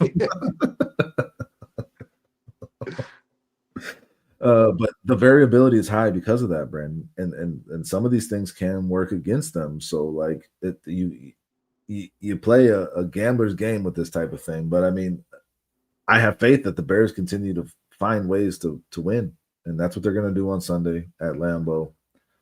And I think that this is turning a little bit. I mean, everybody on 4 Stars has picked the Bears to beat the Packers on the road after most of us, except for you, picked the Bears to lose to Philly because this Bears team is showing us there's something different. And until they prove me otherwise, why would I pick against them? That's my view, man. Let's not wait until we're just sitting here as Bears fans waiting for the other shoe to drop. How Yeah, much sense we're does that make? And how waiting much for the fun is that? loss. Yeah, how much fun is that? Fuck that. That's boring. This team That's is fun. Embrace it. Let's have fun with it. Win, lose, or draw on Sunday. It's going to be a fucking hell of a game. And the Bears need to just show that they deserve to be on that playing field with them competing for the NFC North title. That's what I want to see. And however it comes out from there, I'm good with it. Because like I said, they're already way ahead of where I expected them to be. They are. They're a year ahead. Yeah, with in 12 games, they're a year ahead. So imagine what that's going to continue to look like going forward. Bears win. Brandon, what was your score again? 23-20. 23-20. I had 27-24. I think it's going to be a barn burner. It's going to be a lot of fun, man. I'm excited. I'm not going to be able to be there on River Street on Sunday, but we do have that going on. Come out to River Street. Let me just throw this up here real quick. Where is it? Because I want to make sure we get that out there. It's going to be where is he? Where's it at? Is it not in here no more? There it is. December 7th, this Sunday, Bears versus Pack. We're not going to do a podcast from there. We're going to do our podcast at 10 a.m. morning of. But raffles, it's for Bears Care. It's for great cause. It's charity, half off wings. All the guys from the podcast will be there except for me. I had other obligations that were planned before this stuff came out. But River Street, 102 North River Street, East Dundee, 50-50 raffles. It's going to be a blast. Wish I could be there, but, you know, you guys are going to have a blast, Brandon.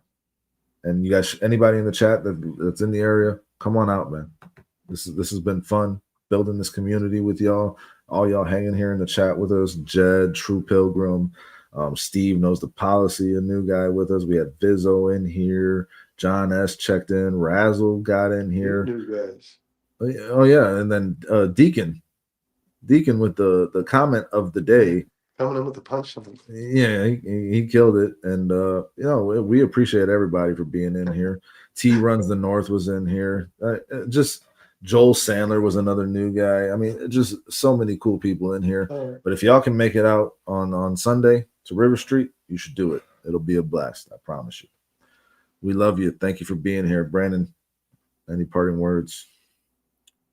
No, man, bear down. We'll see you guys on Sunday morning. Be there for that 10 o'clock show, guys. 10 a.m. pregame show. Be there. We're on a streak here. So, yeah, I'm gonna have Camila with me at some point, just to kind of keep.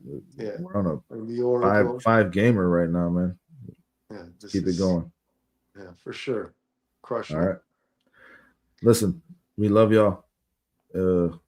Bear down, FGB. This is the biggest game that Bears have had in a long time, and I'm just excited for it, man. Brandon, it's good to talk to you. Everybody in the chat, have a good morning. Have a great weekend.